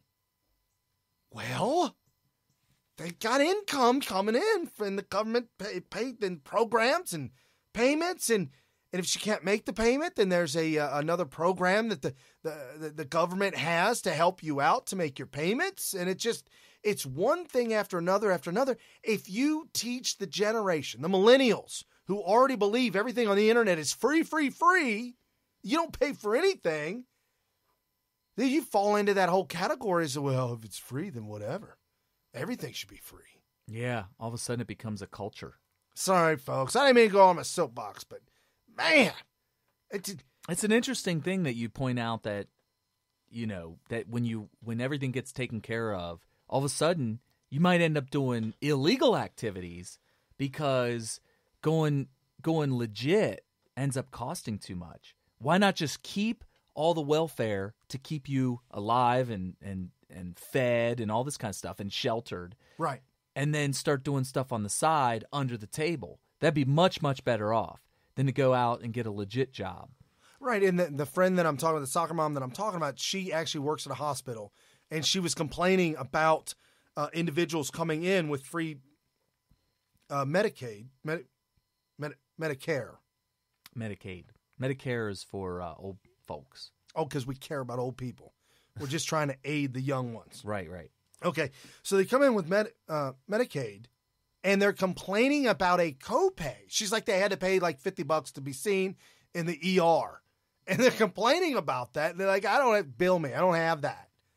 And it's just, it's irritating to her that we've got this entire generation, if you will, this entire class of people in America that have been convinced over the last 30, 40 years that if I do this, this, and this, I can get this, this, and this for free from the government. My existence grants me money. I mean, they're talking about a universal income at this point. That was Virgin Mobile, a Virgin guy. He was talking about that. Well, he's Obama's good buddy. They were talking about a universal income. Zuckernucker. What's his name? Mark Zuckerberg? Yeah. Oh, yeah. Puckernucker. He was talking about universal wage. Yeah, he's been talking about that for a while. And he's going to run for president. Yeah, made the comment. What an idiot. Bezos made the comment that that robots will take over everything so Yeah. that everybody will have a universal wage because you won't need to work. It's I don't understand how these people could misunderstand the way the world works. But that it'll never work that way. Wow, folks, fast 3 hours you'll spend anywhere in your entire life. Like us, share us with your friends and your family. Talk about us all the time because we'll talk about you. Tweet and retweet, like the things that we post on Twitter. And when you post something on Twitter and you put our name in it, at Brian P. Smith or at Smith Radio, we will see that and we'll retweet and like it too as well, as long as it's, it's good stuff. Oh, I'm getting feedback here. Anyways, folks. With unfathomable power. What kind of power? Unfathomable. It's without fathom. See ya.